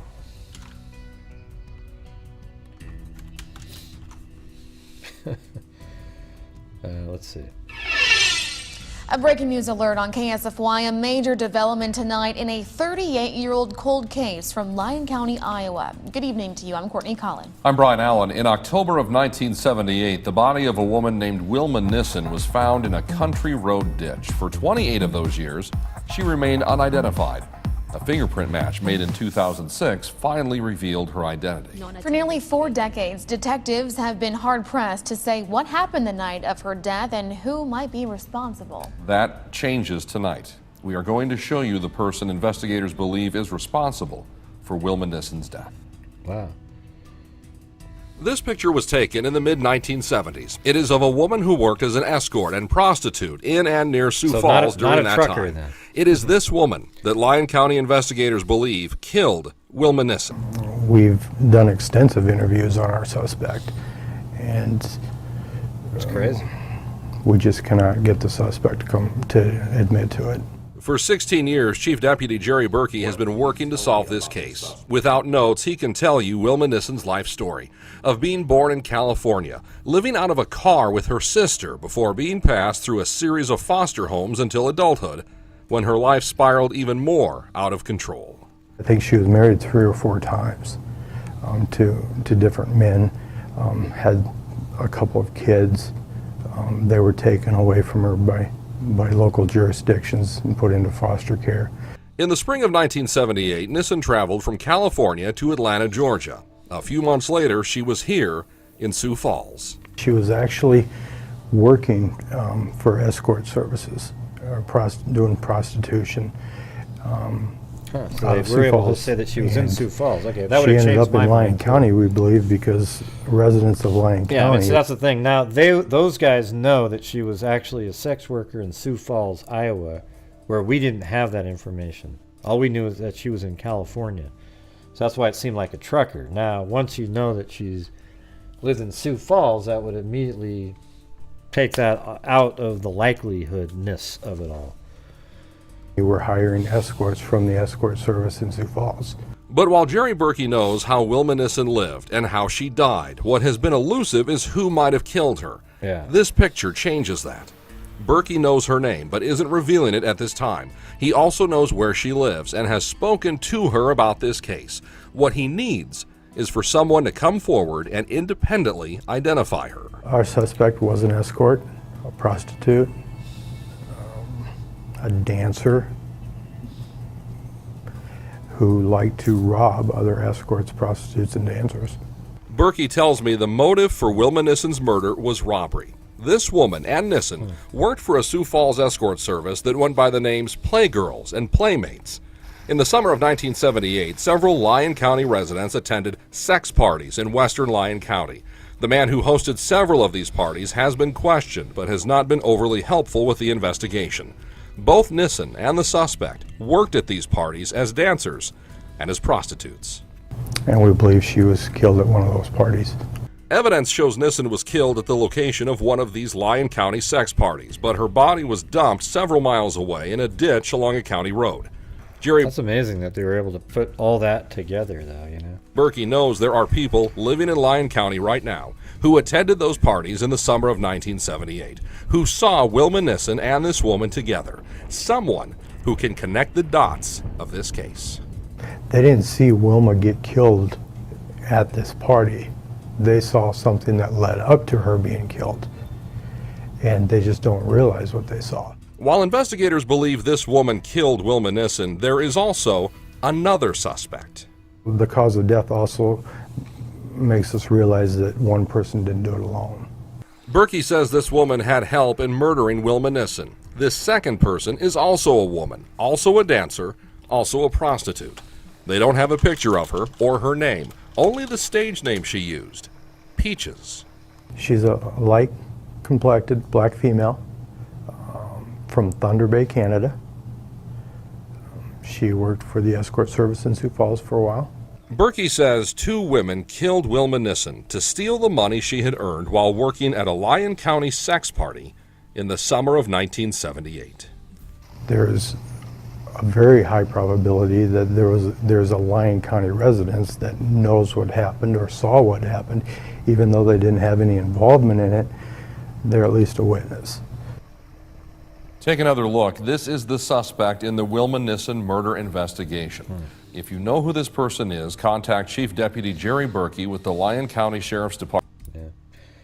Okay, on Wednesday morning, October 4th, 1978, a telephone company employee laying cable along Highway 182 near West Lyon School in Lyon County, Iowa, stumbled upon a body. Unrecognizable due to decomposition, the body lay in a ditch on the north side of the gravel road, 1 mile south and 1.5 miles west of the school. All right, let's see if this works out here. Lyon County, 1 mile south and 1 mile West Lyon School. If it's still there. Yeah. Okay, this is gonna work.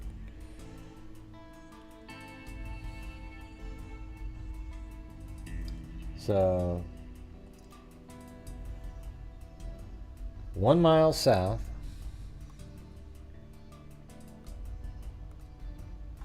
God dang it. Actually, I just use this one.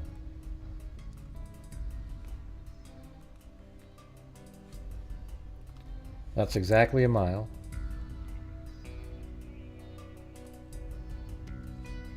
And that's 2.15, but what do they say? 1 mile south and mile south and 1.5 miles west. Oh man, that's so close. So it's just a little bit further though. It's like right there. Maybe, yeah, right here. So it's really close with what I put there. That's the spot right there. And again, you can still see that spot. So you just move it down there, and those trees are the ones that are right there. Yep.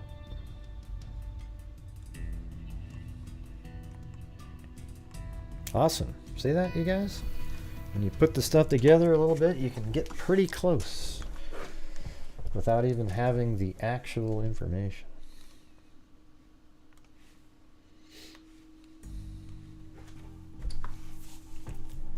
Lyon County officials have offered a $10,000 reward for information about Nissen's homicide and also have in-depth biographical details about Nissen's life on their Wilma June Nissen website. Investigators would like to speak to one of Nissen's ex-husbands, Donald Eugene Wellington, date of birth 5/10/48, about her case. Don is believed to be in the Palmdale, California area, and although the Lyon County Sheriff's Office said he is not a suspect in the case, they would still like to speak to him if located. Nissen's other ex-husband, Michael Pizarro Sr., died in 1989 in Key West, Florida. The following September 2007 article by Dolly Butts, published on the Sioux City Journal, provides a comprehensive overview of Nissen's still unsolved murder. The journal has published numerous other articles on the case, including reports about the body's exhumation in 2007, which are listed at the bottom of this page. And some water.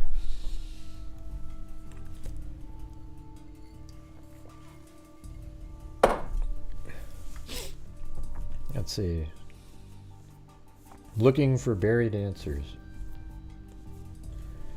For years, the Lyon County sheriffs tried to identify Wilma June Nissen, a young woman who was brutally murdered in 1978 and left to rot in a rural Rock Rapids, Iowa ditch. Now, having affixed a name to Nissen's pink granite headstone, Blumendahl is on the trail of her killer. Nissen was known only as Jane Doe until January 31st, 2006, when a Des Moines laboratory technician found a match between her left thumbprint and a print card from the Los Angeles Police Department. Blumendahl believes clues to how the 23-year-old died may lie in her coffin, buried deep in the earth. He hopes that after Nissen's remains are exhumed, so that's out of that 2006 article. I think this is one of the ones we read. Escalated, yeah. When Nissen's father lost his job, the neglect escalated. The family moved into a car. While Nissen scoured the streets for food, Mona was confined to the car's trunk. Jesus. The girl, if it wasn't for bad luck, wouldn't have any luck, Blumendahl says. If Wilma was here today, growing up as a child, you would feel so sorry for her. You'd want to just pick her up and take her home. In 1964, California authorities removed Nissen and her sister from her father's care. As a young adult, Nissen, whose nickname was Boots, hitchhiked from place to place. She resorted to sex working as a means of survival when she is believed to have been married to Donald Wellington. In the summer of 1977, Nissen married Robert Irwin and gave birth to a daughter, Crystal Joy Irvin. In February 1978, Nissen left California and was living in another state, Georgia, for the first time. She traveled to Atlanta with a 54-year-old man, Charles Inman Belt. Belt, the last known person to have seen Nissen alive, told detectives Nissen left his mother's apartment just a few days after arriving in Atlanta. This is new stuff. On October 4th, 1978, Nissen's body was found in Lyon County. When discussing Nissen's lifestyle, Blumenthal presses his finger tips together. His words are firm. His gaze is intent. In Blumenthal's office, justice does not discriminate.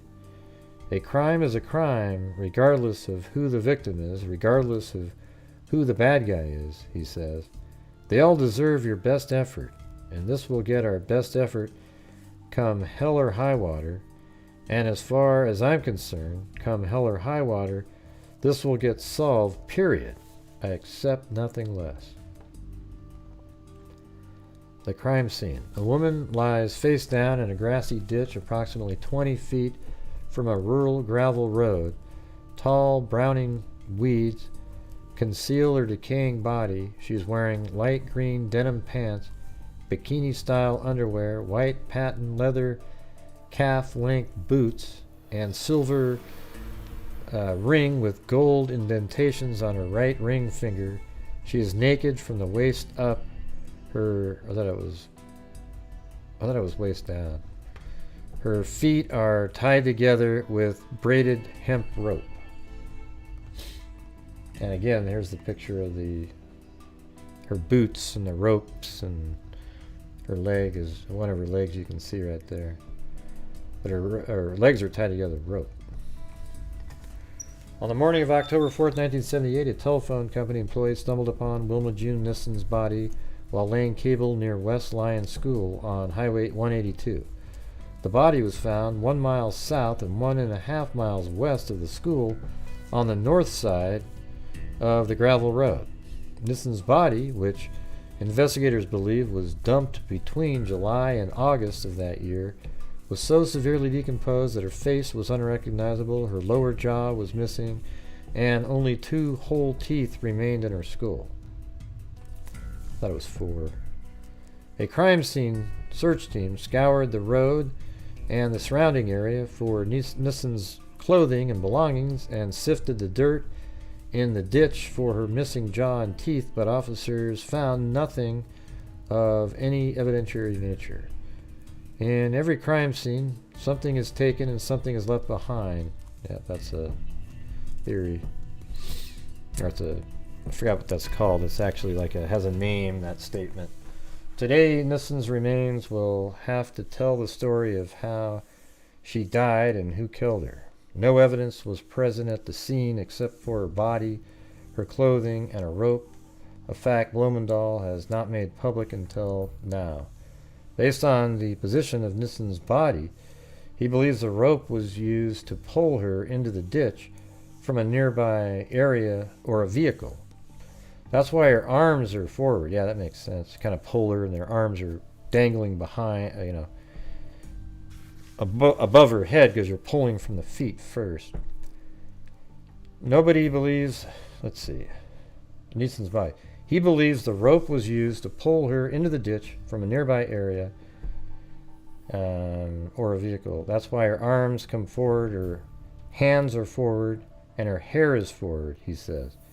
The body is being dragged by feet into the ditch. To me, it's an obvious sign that the body is deceased, being dragged face down. Yep. In the 1978 autopsy report, a medical examiner noted a dislocation of Nissen's right elbow and suggestion of a dislocation of her cervical vertebrae, which could have occurred after death. The information is significant to Blumenthal because he believes it shows Nissen may have struggled with her killer. I think that the possibility is high by the dislocation, by the fact that her hands are free, he says. If this is a person capable of fighting back, there may be DNA under her fingernails. The fact that Nissen's pants and underwear were wrapped around her leg indicates that a sex act may have occurred before she died, according to Blumendahl. Taking Nissen's life into account, as well as the crime scene, he contends that the sex act may have been willing in the beginning, but then turned violent. But if that's true, why are you saying that the killer is that black lady? And such an event did occur. Investigators also have a chance of collecting DNA when Nissen's body is exhumed, but they didn't find anything. I mean, her body was in water.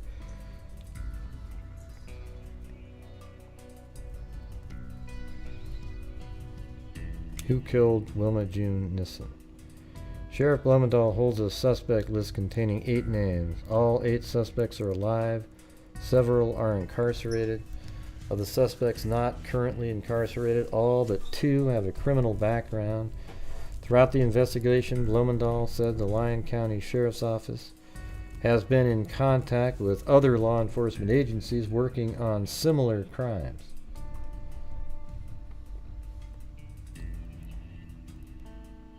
Let's see. If they were in the region, we were looked at because of the proximity to where their crimes was in relationship to.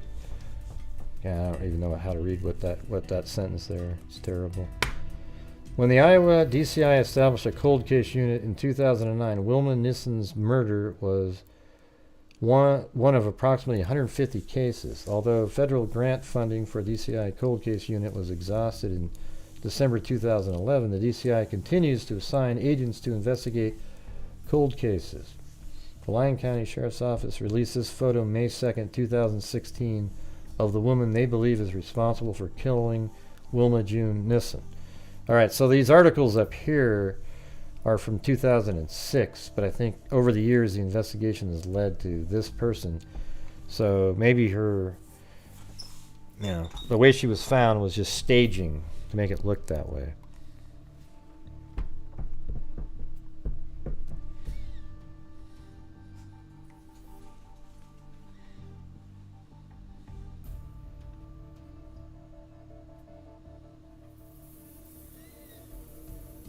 Okay. Well, if you want to go read through all the rest of this stuff, you can in the description. There was another article, one last one that I found from 2021 though. Let's see what this one says. 23-year-old Wilma Nissen's life was as troubled as her death. Nissen was the Jane Doe found murdered in a ditch. As the years pass, now adding up 43, the case gets colder, but as we see in our latest Kiloland investigation into cold cases cracking, this case could hinge on technology that isn't even available yet. And man, you guys, you see how we do these reading ones, and this is what you get. You get this right here. Because we're not even going to make it to the notebook. Man. And there you go again. The evidence that you gotta cover. The big, cool, neato cases. You know? It kind of sucks. Somebody was walking the ditches. They were burying cable, and he came across the body just to the west of here in the ditch. Let's see. Wilma's body was discovered by the worker just about 20 inches from the gravel road, but it was hidden by high weeds that weren't mowed at the time. The worker, Steve Husong, was just 19 on October 4th, 1978. He talked to Kiloland News about his grisly discovery in 2006. First thing I thought was it was a mannequin. I could see that, especially with those boots. I really thought there was a mannequin lying on the ditch. I got a little closer and realized it was an actual body. She was badly decomposed. She had white leather boots on. Her feet were tied together.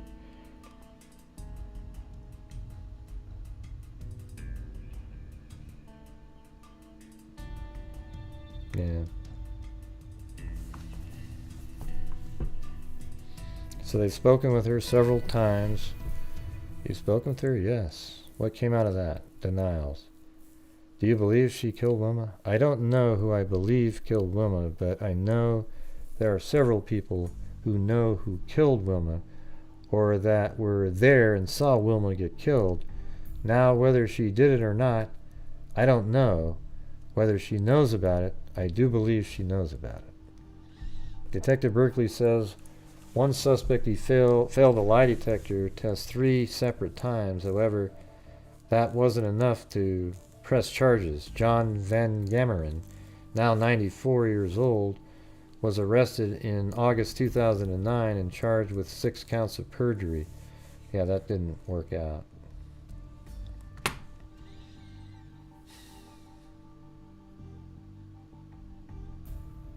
So was there one person's DNA or more than one person's DNA? Oh wow, what are they saying about DNA here? Because we got to hold on to something in case we do come across a suspect who did it. A lot of this out in the public, that's something nobody knows except you, yes. There's one other piece of evidence that investigators are holding on to, just waiting for technology to catch up. The Lyon County Sheriff's Office hired a Scandinavian-based company using a new technique. We hired them to go through our evidence, the rope, her clothing, and try to come up with as much DNA as they could. And they could find DNA, but they had to amplify it. The FBI Criminal DNA Database, or CODIS, currently don't support amplified DNA, so that evidence hasn't been of any use. Man, they should keep that. Get out of there, Gray. Oh, I didn't even know I was in prison. I must have hit a button a minute ago. Hold on, let me get the hell out of here. I'm not sure how I got in prison there, but I was just doing the show. When did it switch over to that? That's funny. Thanks, Sarita. But by the way, when did it switch over there? What is that kind of money? What is that? What is a TRY? TRY currency. That's a Turkish lira. I don't have any idea what that means or Chewbacca? I'll do Chewbacca if you want me to. Bale and peanut butter toast. Smiley But face. cool. Thank you. How did I get in bail? Did it just flip over to bail? I mean the jail cell? Well, apparently I should have been in jail a long time ago, you guys. I mean, did it just sort of go over to... I don't even know how it got over there. I thought I was reading these articles. But thank you, Biatch's Brew, Quietly Frozen, and Sarita. Oh, okay, cool. Well, that's very kind of you. Thank you.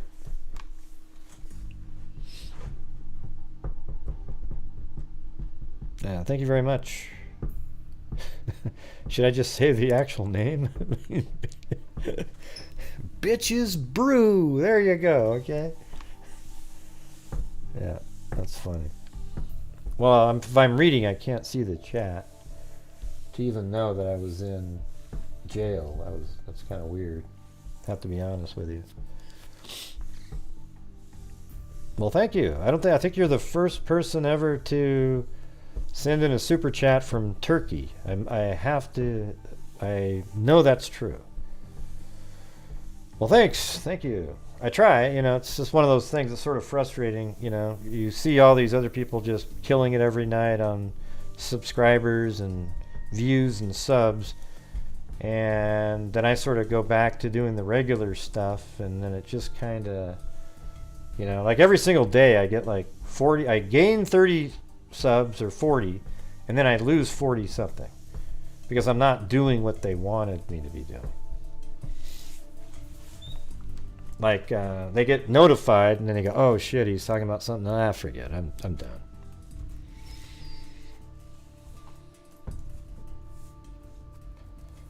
Yeah, you want to go to Turkey? Yeah. Yeah, we used to have a player on the Blazers, I think Enes Kanter or something like that. I think he's from Turkey. And there was another guy named Turgaloo that played in the NBA. We almost got him on the team. He was from Turkey. Yeah, I just do myself, but it gets sort of frustrating.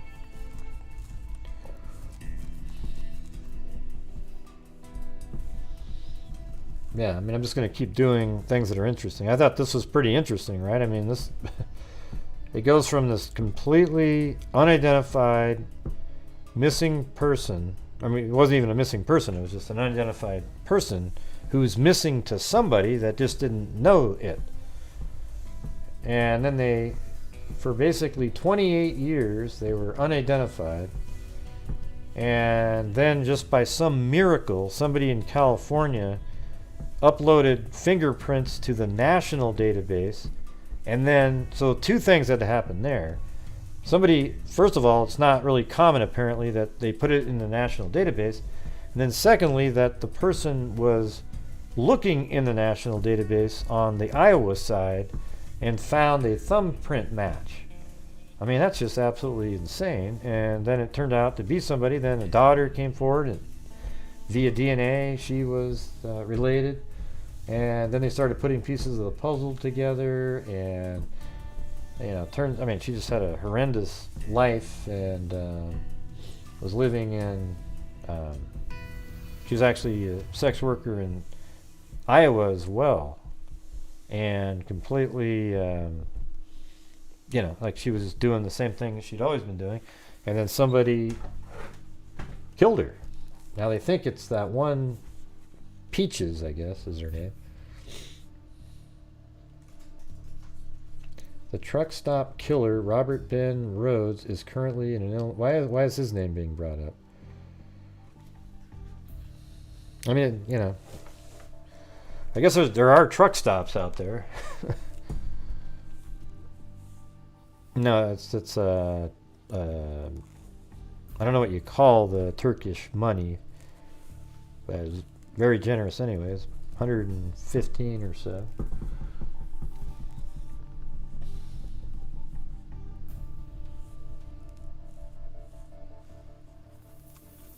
Yeah, well, I went through all the articles in order over the 40-something years. So let me read this part here. I'm kind of more interested now that I see that over there.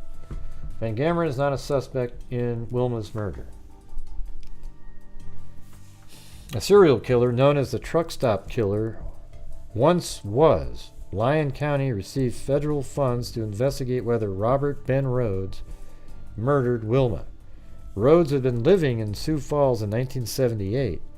Berkeley interviewed Rhodes in the Joliet, Illinois prison. We more or less ruled him out. He hadn't started, well, he called it stealing hubcaps until after that time. Huh. Well, just because he told you that was the answer? Jesus. In 2007, Wilma Nissen's body was exhumed in hopes of extracting new DNA. Unfortunately, time and water washed that hope away. However, investigators were able to determine her cause of death, but have never made it public. Oh. But they do know the cause of her death now. Because we've got to hold on to something in case we do come across the suspect who did it. A lot of this is out in the public. That's something nobody knows, except for you, yes. There's one piece of evidence that investigators are holding on to, just waiting for technology to catch up. The Lyon County Sheriff's Office hired Scandinavian-based company using a new technique. We hired them to go through our evidence, the rope, that was a really good piece of evidence, her clothing, and try to come up with as much DNA as they could. And they could find DNA, but they had to amplify it. The FBI Criminal DNA Database, or CODIS, currently don't support amplified DNA. So was there one person's DNA or more than one person's DNA? There was more than one person's DNA, he said. Discovering the identity of her mother's killer or killers has now become a mission for Atticus. Well, maybe they could, do some FGG with that if they can. Might have to wait for technology.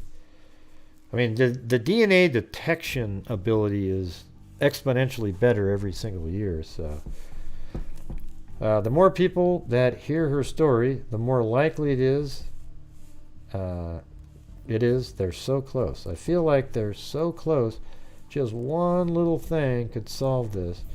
The more people that hear it, the better the odds. She deserves to have justice. Whoever did this to her deserves to face justice. I wonder if they know anything about like regionality or like ethnicity or anything off that DNA. Race. While Wilma Nissen's remains were exhumed in 2007, the Lyon County Sheriff has not reburied them.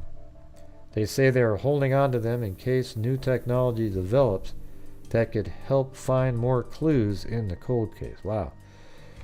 So they've got her stored, so she's not back in the ground yet. Her gravestone is there, though. Pretty crazy.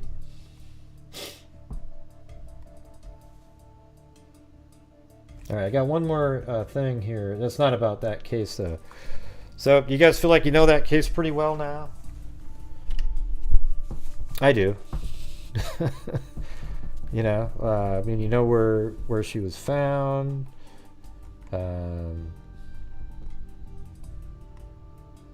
Where's Sioux Falls, by the way? Or Sioux City, I mean. Oh, yeah, so it's pretty close. Yeah. What case is this? What is this one?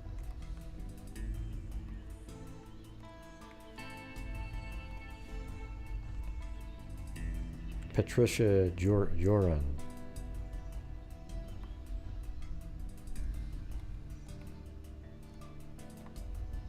I did another case from 1978 as well. I stumbled upon that name while looking into this one, and it turns out I did that one. It's not solved also. Another female. Yeah, so it's not too far from there. How many miles is that? 62 miles. All right, so Charisma sent me an update on the... I don't know where she got it from, though. When you send me something, tell me where you got something. It's not like you came up with the timeline, all right? Like, give me where it came from. So in the Stephen Barton case, hold on, let me fix something here. Where are these at? Oh, they're under Barton. Hold on.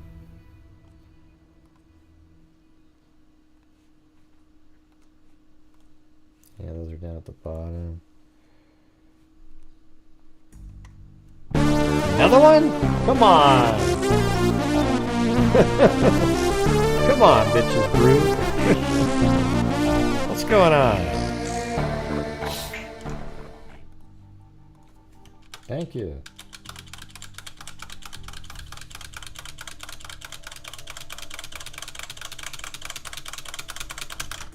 All right, there you go. I got all your spins in there. What's going on? Thank you. All the way from Turkey, too. That's crazy, huh? Yep, gobble, gobble, gobble. That's right, man. We need more people from Turkey watching this. The shipping will be crazy. Nah, it wouldn't be any more than sending it to Australia. I wouldn't mind shipping over there. Jeez. I'm sure it's about the same.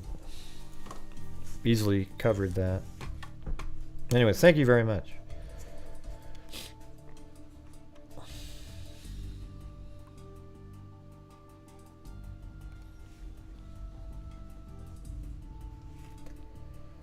All right, so what Charisma said in the... Well, I just want to make sure I got this all put in the right place here. I can tell it's not.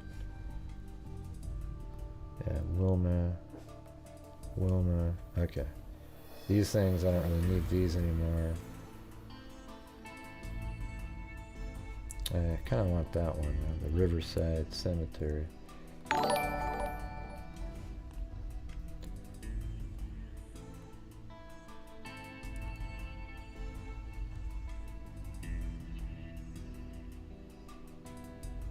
Oh, yeah. Don't need that. Okay, there we go. So she gave me a little bit of a timeline. I don't know where she got it from, so take it with a grain of salt. So maybe it implies more nefarious stuff going. Oh, cool. That's very nice of you. How long have you been watching? BB? How long have you been watching?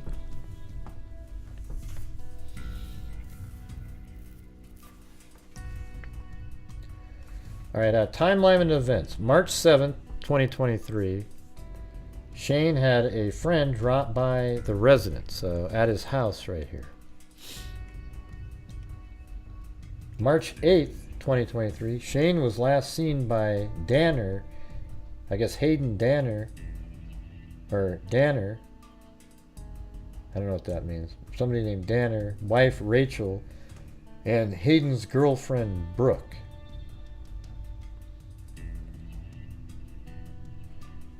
Okay, so Danner Hayden, his wife Rachel, and Hayden's... Oh, hell, I don't know what that means. Seen by... Oh, yeah, there's 3 people.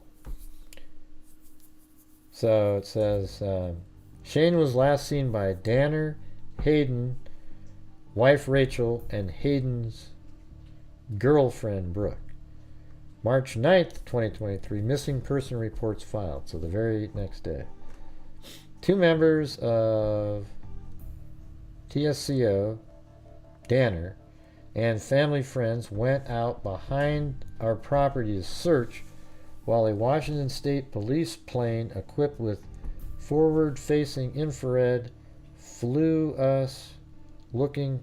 Oh, hell, I'll just put it on the screen. It's too hard to bend my head over there. 2 members of TCS, myself, Danner, and family friends went out behind our property to search while a Washington State police plane equipped with forward-facing infrared flew above us looking for hotspots. On March 10th, 2 trained Belgian Malinois search dogs and their trainers came and searched the area for most of the day.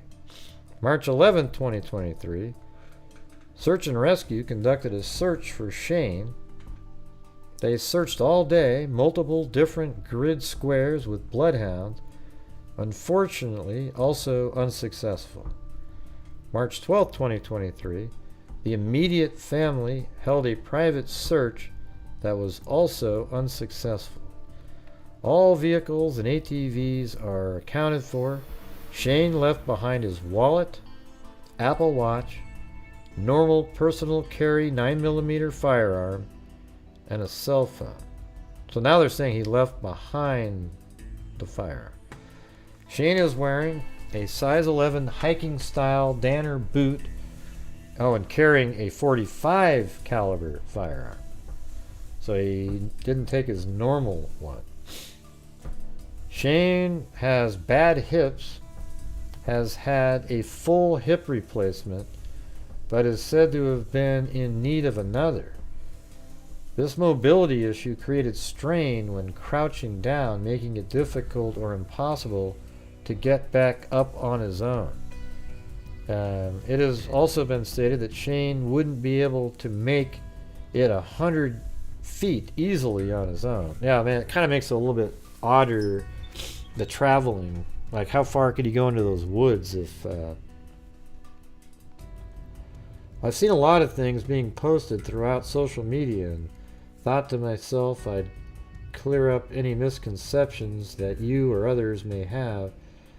This negativity is really starting to piss me off, as day in and day out we've looked, whether it be on foot, calling places that made sense or even calling places that didn't.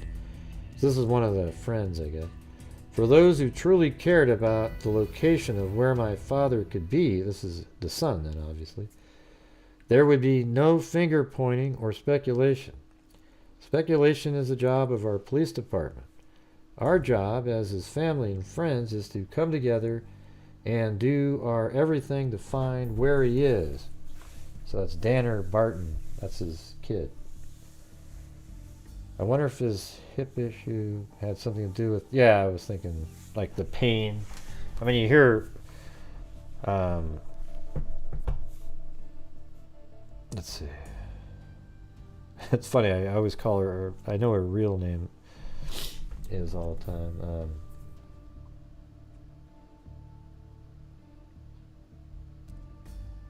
Man, sometimes I just can't pull a name right. Yeah, Lillian, but I was thinking of her real name. I know her real name. I call her, I think of her by her real name, so that the Lillian name doesn't pop into my head. Yeah, like Lillian has the hip problem. You can see how bad it is for her. Like she's just so, you know, like where is she? You know, she's been in a lot of pain.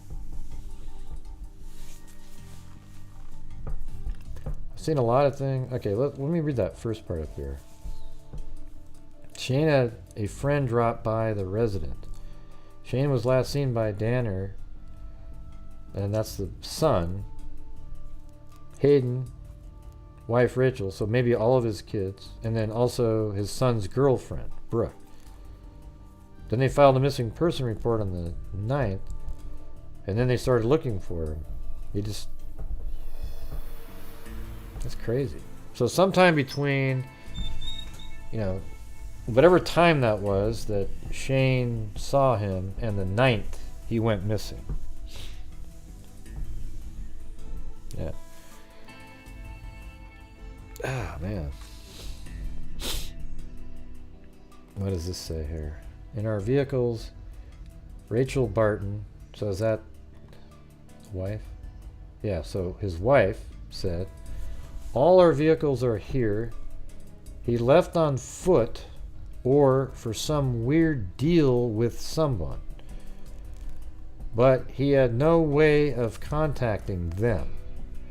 Sheriff isn't doing a search party, but we are looking into it. It's weird because we've looked so many places already. A friend brought his search dogs and is looking. Huh. That's crazy. I don't think that's that far away from me, actually. I live in this area. Let me see how many miles that is.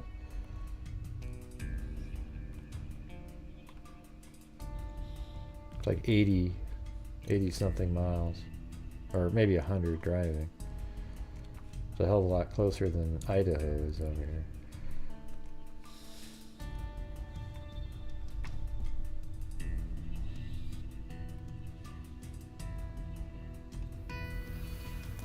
Nobody knows what that means.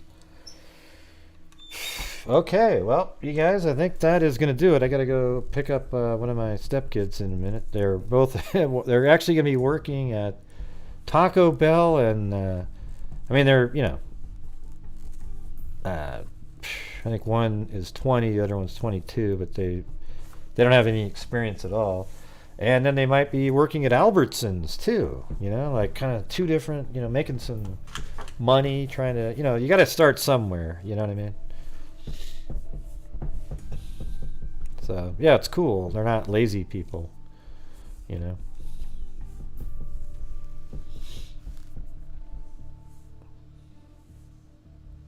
Huh? Whose joke? So, all right, let's do, let me get to the,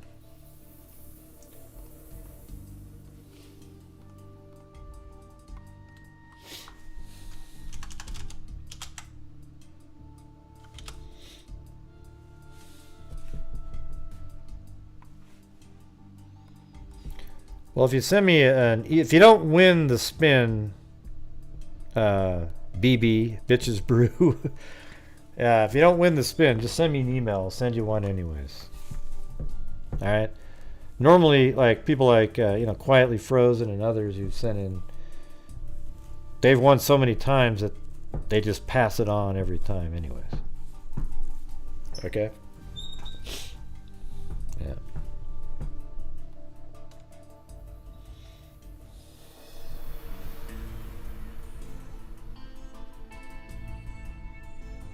Yeah. Well, it's a pretty interesting case, Olivia. You should go check it out. Two of them, actually. So, man, maybe I'll try to reach out to... Oh, 5 years, huh? Wow. That's a long time.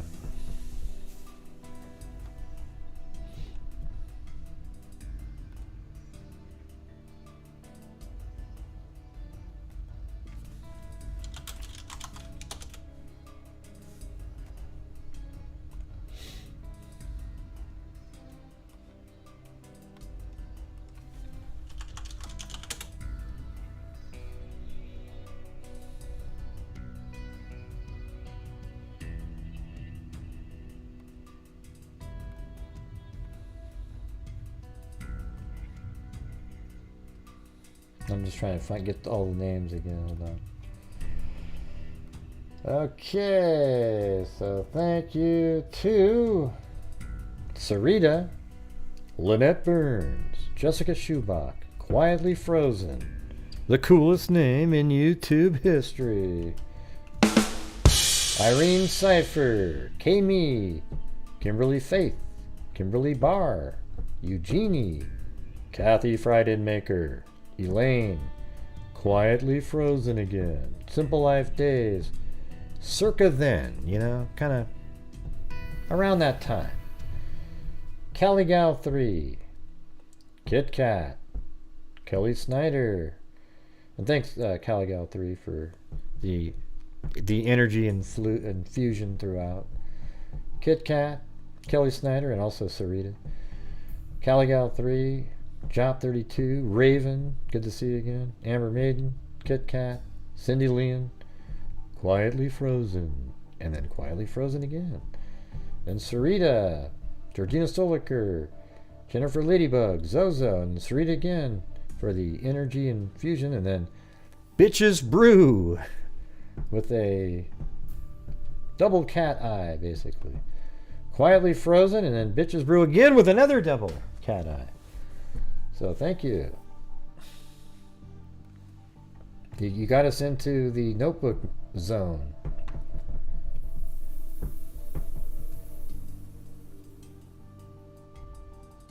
Okay. Then also, Linda Howe, as in Linda Molden Howe, the cattle mutilations and crop circles. Also, Kimberly DN, then Miss Angels, Mag, and Pamela. I had to get these in there.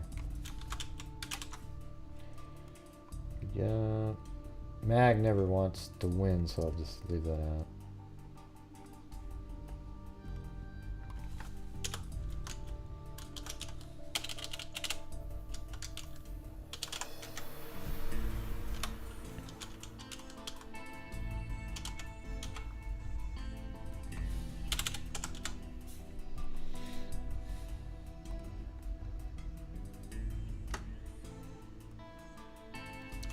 Yeah, I'm getting the spins ready here, if you're wondering what I'm doing.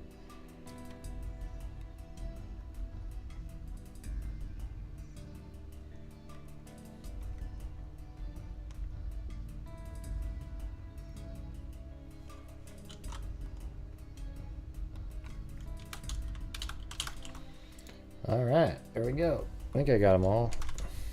Don't know for sure, but...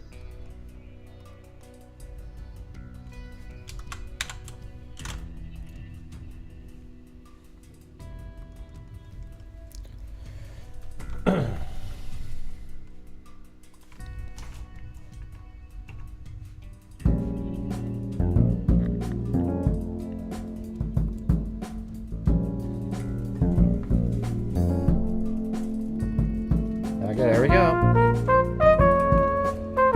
like I said, Bitches Brew, if you didn't win, send me an email. I'll send you one anyway.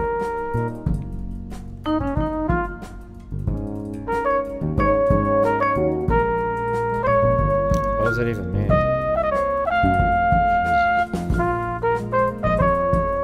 Okay, here we go.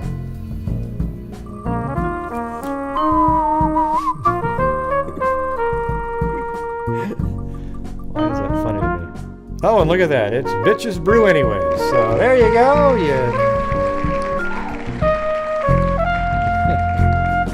So you have to send me your address and I'll ship it over there. All right? It'll be awesome.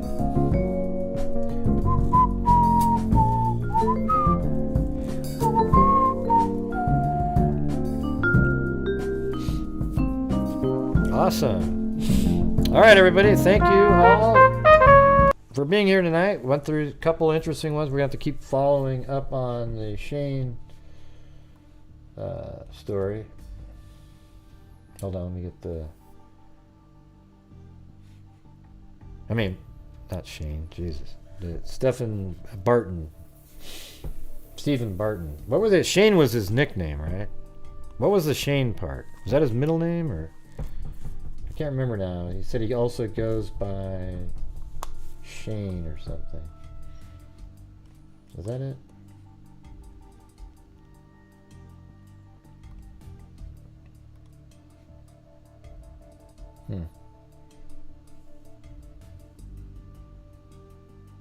Oh, so he has 5 kids. 3 girls from before and 1 boy and a girl with Rachel. Okay. Okay, it was his middle name. Okay, I knew, but he said he goes by that too. Awesome. Well, I'm glad you liked it. Quietly Frozen, the coolest name in YouTube history.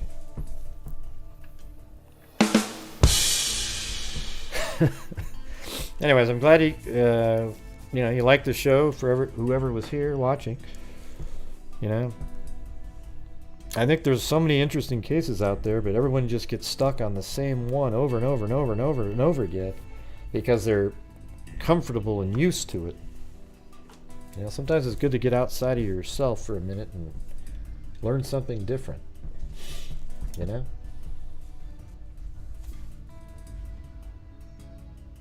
By the way, put out some positive vibes for Crystal, aka Beaver Gaming Sub Crystal. She said, pray for me and my family. Mama is totally bedridden. I'm in the process of getting her into a nursing home next Tuesday. I'm mentally and physically exhausted and trying to find someone I can hire to help me until the nursing home takes her. My sister helps now and then, but it's just me mostly because everyone works. So, you know, she's been around for years, but not as much lately. But you know, Crystal, aka Beaver Gaming Sub Crystal. Whoa, what's going on? Yeah, so put out those positive vibes for her, and thank you guys very much for being here tonight. We'll see you tomorrow. Not sure what we'll be doing. Probably I'll do a show that'll be Coburger, Delphi, and Summer Wells, and let's see. Oh, and Alec Murdoch, all in a row. Does that sound good? All right, everybody. I'm just kidding. It was a joke. Okay. Thank you again, and thank you all for supporting the channel, keeping us going, and yeah, we got some shit to do. We're really close to having really significant movement on the DNA cases. What I might do for tomorrow is look up the 3 that we're going to do and see if I can find any news or anything about them from the past, just so we have a little bit more context to those 3 new ones. Yeah, look up at the top right there. See how it says 106,662?